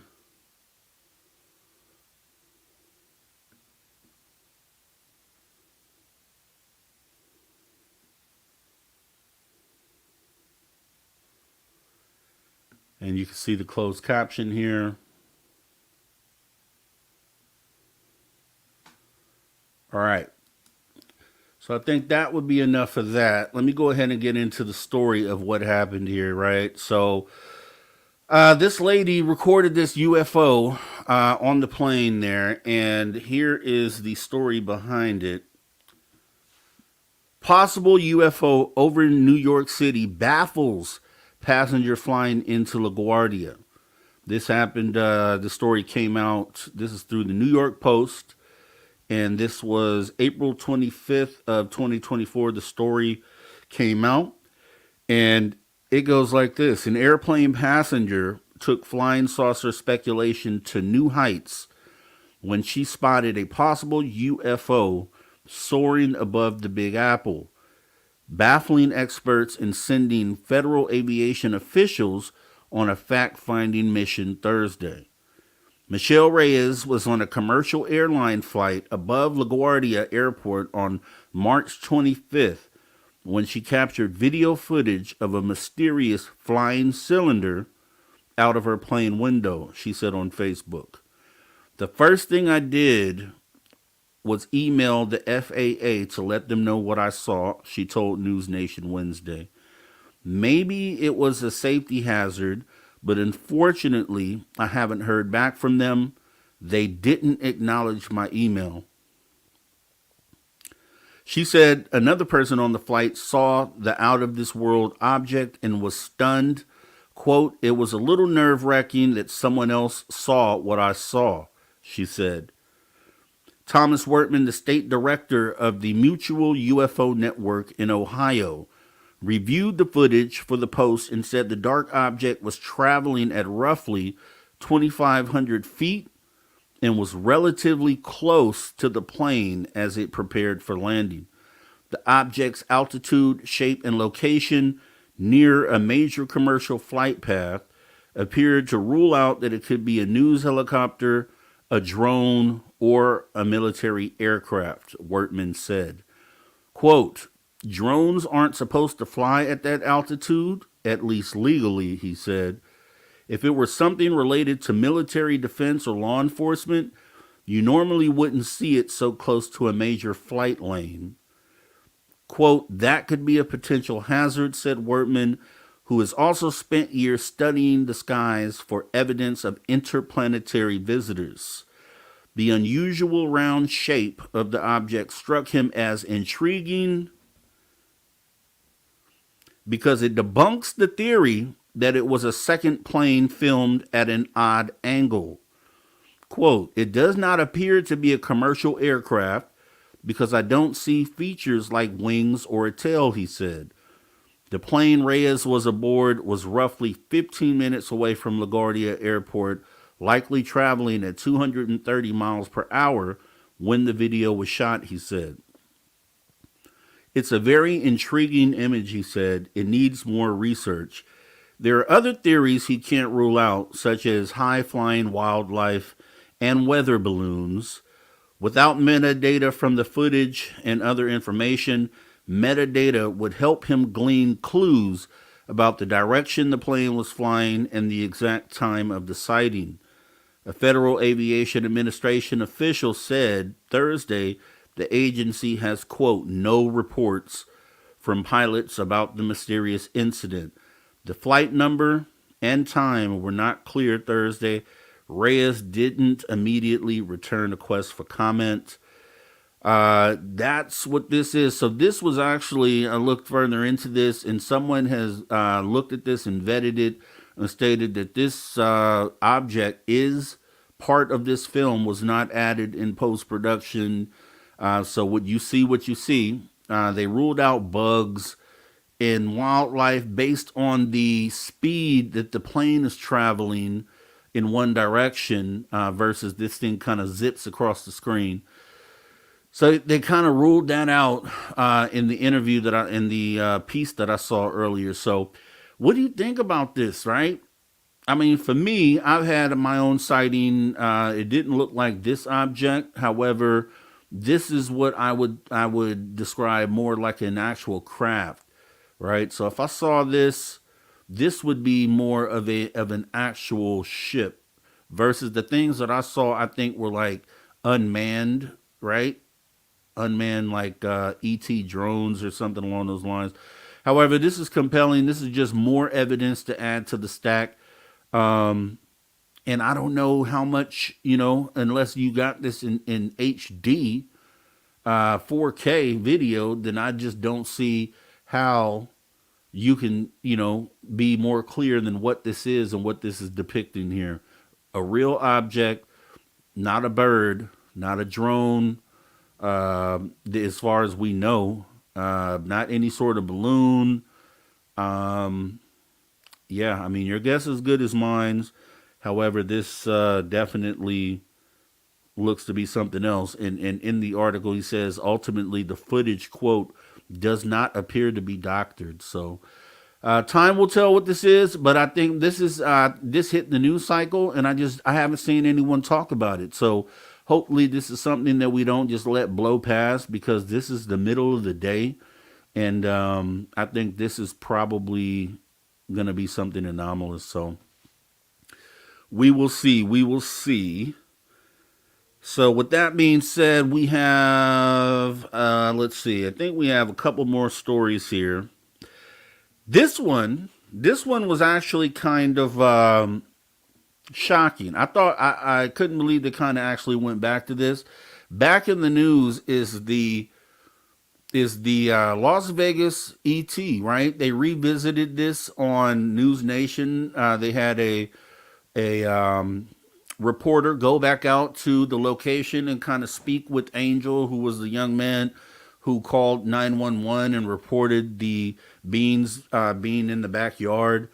They had done some analysis on the video, further analysis, and truthfully, they're just doubling down on what it was that happened. And the gentleman Angel who called 911 actually mentioned that there were other weird things going on at the time that he mentioned, and we'll kind of go into that. So the way that this is titled is more demonic incidents at the Las Vegas UFO house. So he goes into some other weird things that he says took place at this house. Now, this would be something you could take with a grain of salt, just like the original story. However, I have never felt like the guy was the young man was telling a story. I always felt like he was telling the truth. It just felt that way. It didn't feel like a hoax, even though a lot of people like to lean that way. We'll go into this story here. So, as it appeared on News Nation. So, more demonic incidents at Las Vegas UFO house. So the Las Vegas family said non-human being was in the backyard. 1 year later, they're still standing by their story. And the teen said, Angel, who's depicted right there on the right, stated more demonic events occurring at the house. So the Las Vegas teen, and this is courtesy of News Nation, the Las Vegas teen who claimed he saw, quote, non-human beings in his backyard nearly a year ago, now claims that there have been more strange occurrences in his house.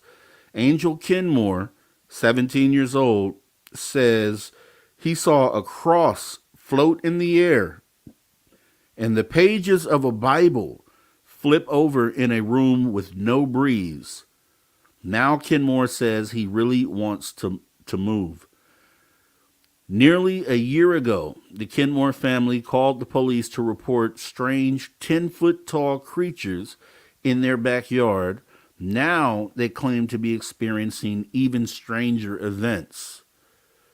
Floating upside down crucifix. And this is what he said. I saw the video. This is what he describes to the reporter.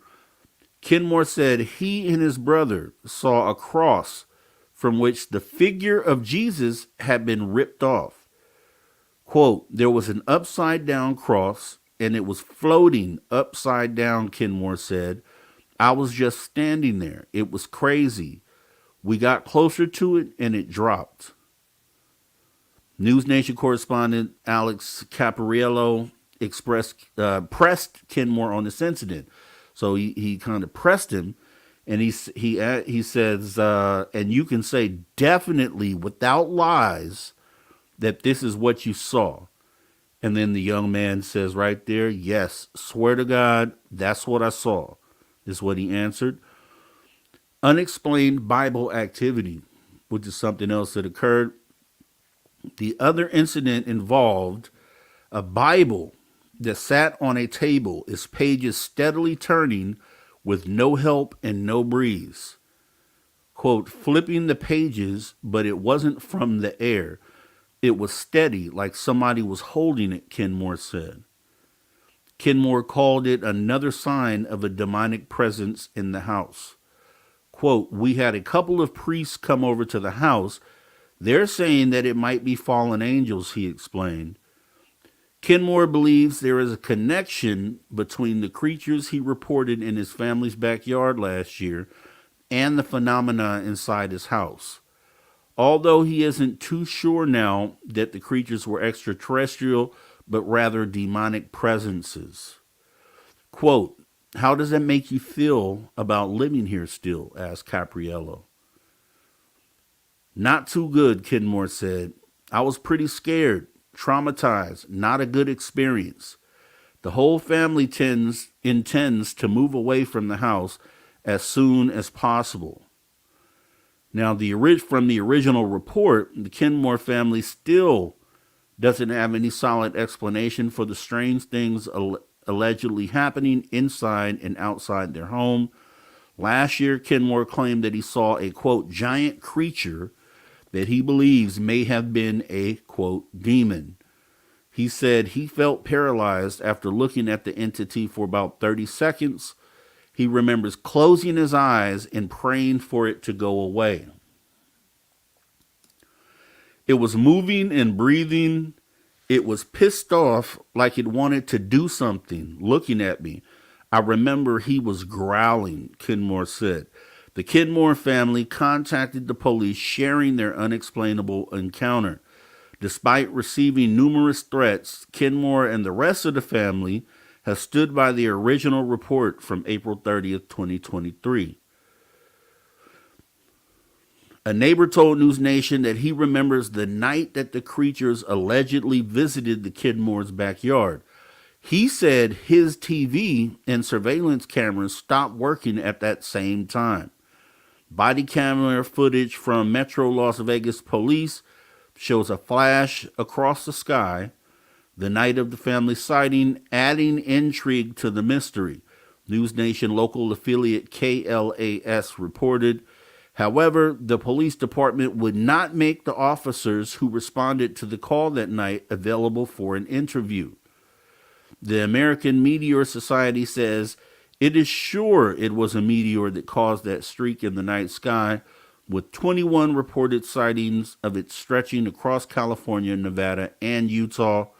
Claims of a UFO, aliens, and military activity have all been viewed in a different light since Pentagon whistleblower David Grush, in an interview with News Nation, alleged a covert crash retrieval program of non-human spacecraft.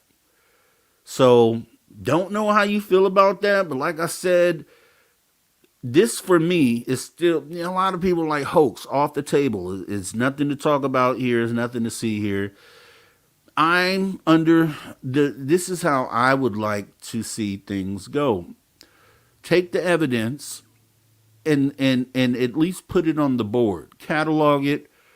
Let's look it over. Let's take time. Let's figure out, what makes sense, what doesn't, and the sightings that should be thrown out, after being vetted. Okay, let's throw those out. However, if you can vet this and then you still don't come to a concrete conclusion on what the likelihood of this is, for me, I haven't heard enough evidence to call this a hoax. So would we call this a hoax because the family was uncontactable right after it happened because they chose to leave the residence and go somewhere else and not take interviews? Is that the reason why we call this a hoax? Because I'm trying to figure that out. Make it make sense for me because the reaction, if you look on the middle image there where they go in that backyard, anyone who has seen that video, they are all armed when they go in that backyard. All three of the gentlemen have pretty big weapons when they go into that backyard. Their reaction is a genuine reaction, if you ask me. I don't see that as being acting. I don't see that as being staged. They are all looking in a specific direction. They all react to whatever it is that they saw when they run back behind the fence. This until show me, I think one of the things that got lost in this was the fact that there was that circle impression that was in the dirt. And then so skeptics and people kind of who were vetting this went into Google Maps and showed that circle had been there for the past year. So because of that, I think that was one of the things that people used to debunk this. But if you were there and you had something materialize in front of you and you saw it, and it's wrong to kind of just throw that away if there is something to it. And with the law enforcement that came and put the cameras on their roofs right after that, if you recall that happened. The father of this young man talks in this interview about how government vehicles were immediately in the neighborhood once this happened with government plates. And anytime they tried to come out and kind of see who was in the vehicles would speed off. So these are things that happen. I don't think you can throw this one away, man. I think for me, this is still one that is on the board. I'm not saying it happened or didn't happen. I'm just saying that the testimony that the young man gave originally, the 911 call, I don't think you can really deny what's being said. So that one's back in the news. This was just reported on, I think, yesterday or the day before. So we have one final story in the Robb G UFO report tonight, which is going to be on, I don't have a graphic for this one, but this one is the reality check with Rox Coulthard recently in the last few weeks had shown a video. I guess it was a video they had shown for the first time that showed these anomalous objects above Langley Air Force Base. And it was like these reddish sort of lights that he filmed, right, that were hovering over the Air Force Base, right? And we're talking about Langley. So what I did was I talked to one of my sources. I have a source here, right, on this, because this source happens to work in aerospace, within works with the government or works with NASA. And this person actually is currently working on the ATC, air traffic control for commercial drones and for, just drones, just being able to keep track of the registration. This person has been doing this prior to the FAA requiring you to register drones. So this is back when it was still the Wild West. This person has been working in this field and is still working in it, and looked at the footage from the Langley Air Force Base. And I asked this person, I was like, does this look like, because this person specifically says they work with the UAVs and then also drones, so unmanned aerial vehicles, and then drones, commercial drones. And I asked him, I was like, looking at this, does this look like any sort of UAV that you would be familiar with? Like, looking at this video, does this seem like anything that you would consider a UAV? And this source said, no, this definitely doesn't seem like anything that they're working with as far as, known UAVs or things that are known to this particular person. So I thought that was interesting because that points to whatever that was above Langley Air Force Base as being something anomalous. And also this source says in working on these air traffic control, this flight information for commercial drones and UAVs, that they actually work closely hand in hand with Langley Air Force Base. So I thought that was actually pretty interesting. And I hadn't really seen anyone touch that, right? Because Reality Check came with that video, and I haven't seen anyone really vet it or really look through it. So I don't know what the status of it is, but I know someone who works very closely with UAVs and the air traffic control who monitor these things. And that person, for what it's worth, has said that those things don't line up with anything that person knows as UAVs. So with that being said, I don't know how you feel about that, but that is the last story of the night. So we're going to go ahead and end that there. And we're open for questions. So anybody has any input or any questions for any of the stories that we went ahead and looked over today, then go ahead and speak now or forever hold your peace. I'm going to wait for a second to see if anybody has anything to say.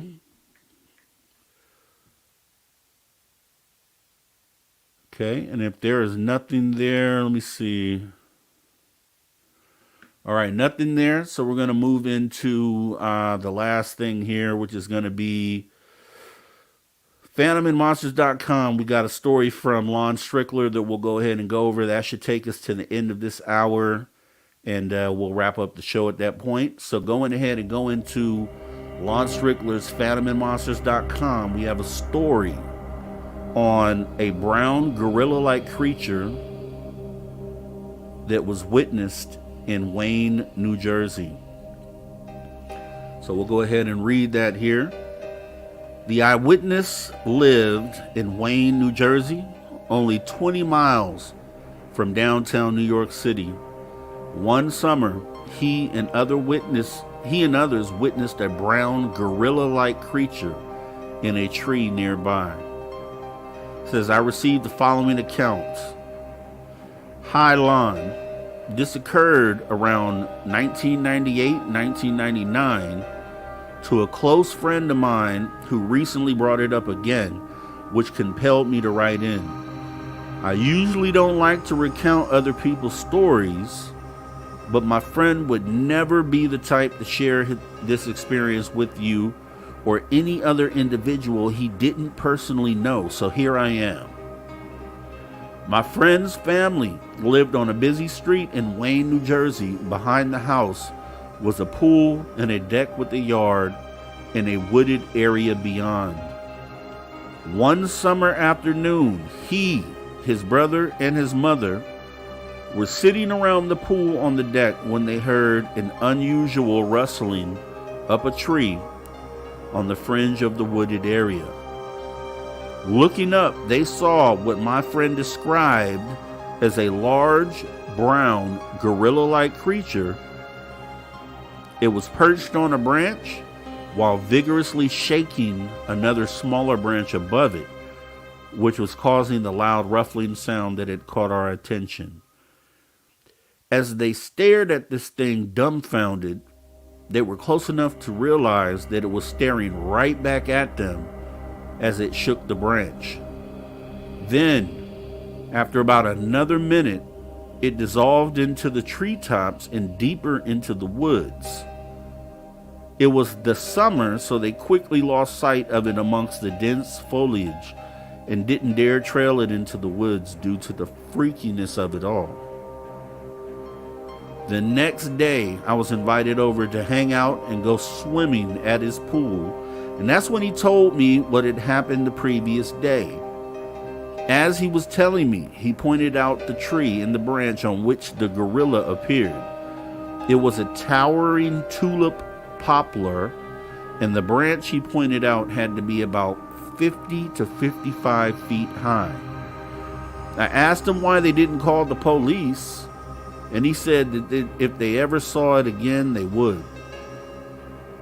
To this day, my friend will say that he and his family still do not know what it was, but in the same breath, he'll also say it had to be a guy in a gorilla suit because there is no other explanation. If it were a guy in a gorilla suit, he would have been extraordinarily athletic since he was able to climb roughly 50 feet up a bare trunk and acrobatically maneuver from tree to tree. I also asked him if it could have been someone's pet monkey, but he said it was too big and was definitely either an ape or a person dressed like one. There are no zoos remotely close from which a gorilla could have escaped. And if there was such an animal on the loose, I'm sure it would have been big news. I suppose we'll never know who or what was in the treetops of Wayne that day. And a note to that is Wayne is a Passaic County, New Jersey, less than 20 miles from Midtown, New York City. That being said, you cannot rule out that this may have been a Bigfoot-like being, since there are several fair-sized wooded areas in the vicinity. Lon.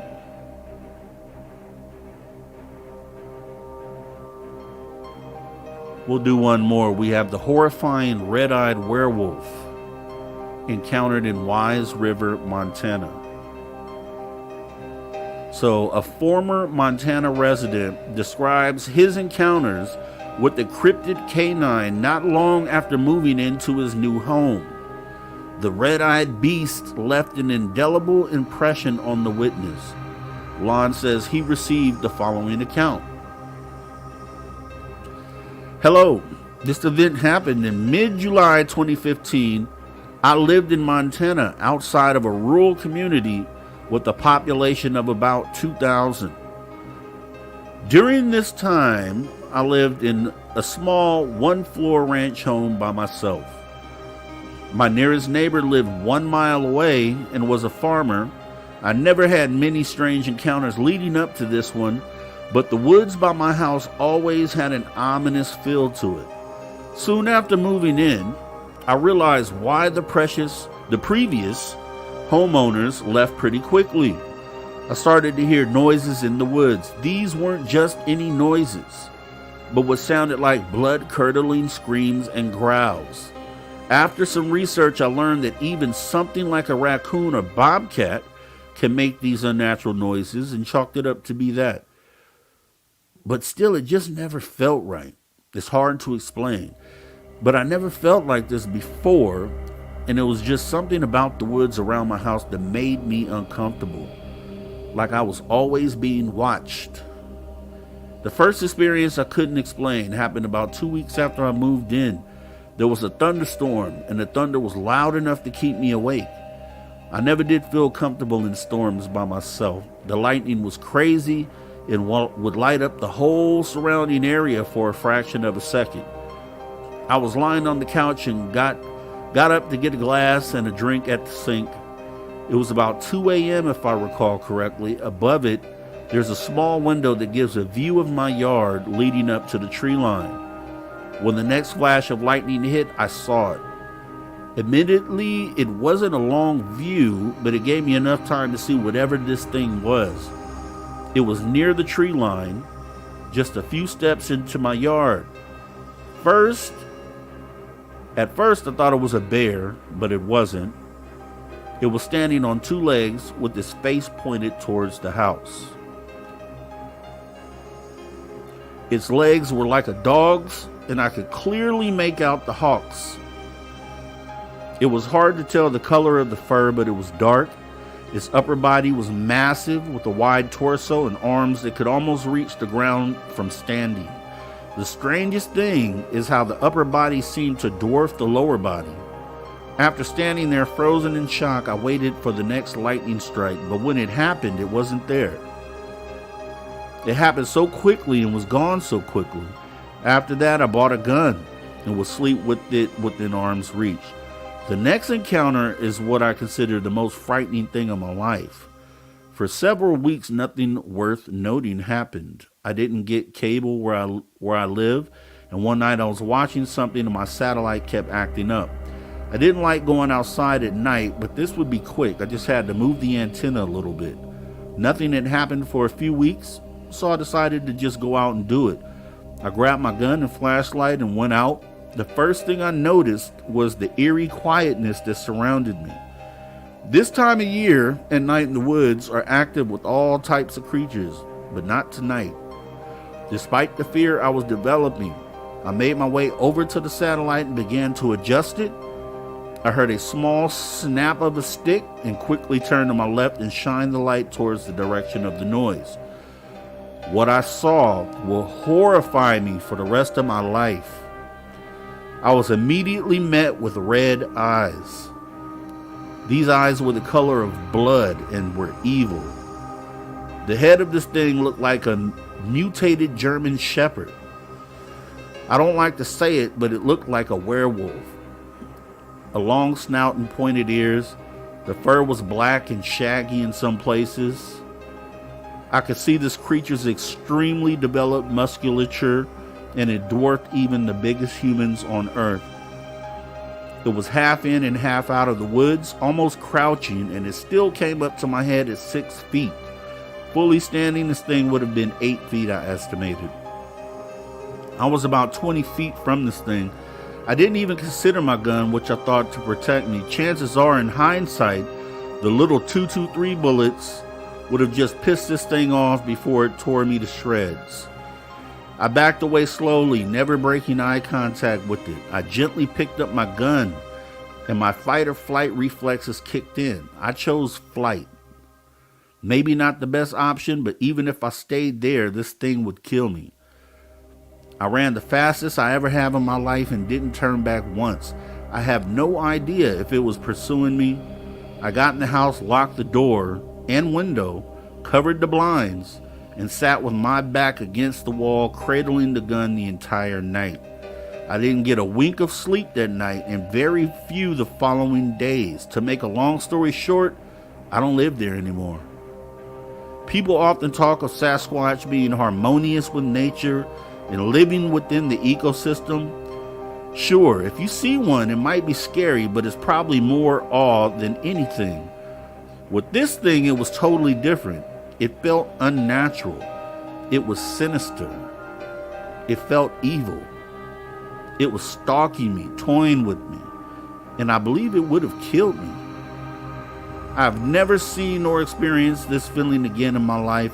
It's a memory I try to put past me, but I still get nightmares about it. I think until the day I die, I will always have the image burned into my memory. The best image I've seen that fits this description of the creature is the werewolf from the movie The Howling. I will answer any questions that you have.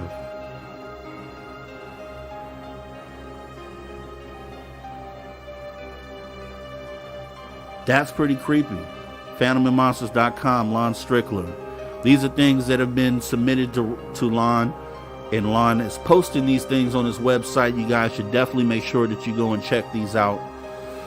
With that being said, I'm going to go ahead and get ready to wrap the show up because we've had an awesome show, and definitely don't want to take anything from that. I want to thank our guests for tonight, UAP PD. We had Dave and Marianne earlier. If you missed it, definitely go into the archives and rewatch this show. With that being said, I want to thank all the super chatters. Let's go back and see who submitted something today. We had Deb from Sacramento showing her love. Appreciate you. We had T-Bone. We had Gizmo. We had Aloha Dave. And we had CS. So, once again, awesome show tonight. Want to thank everybody for coming in. I think we had a great time tonight. Make sure you hit that like button if you're here. If you're here for the first time, consider hitting that subscription button and notification bell so you know the next time we go live. Once again, we do this here 7 days a week. Monday through Friday, as I'm filling in for Dave currently, Monday through Friday, you would get Dave Scott, 9 p.m. Pacific until midnight. Saturday, you get me on the After Hours show, 8 p.m.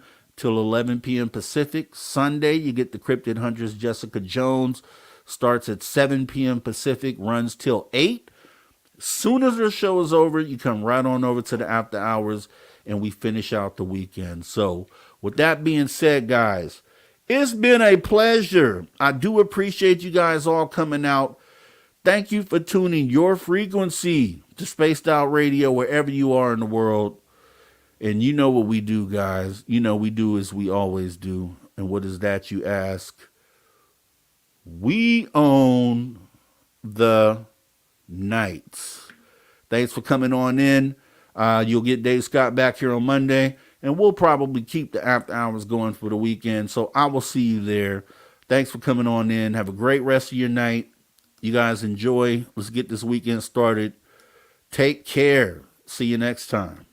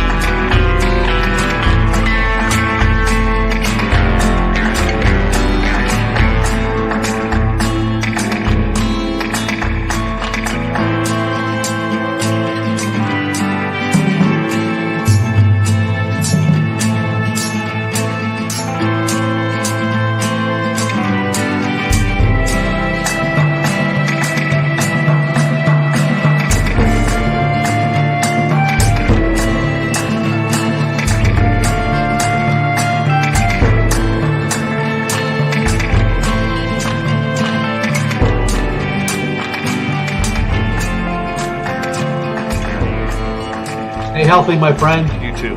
You need bail money, give me a call. Always, Dad. Take care. You too.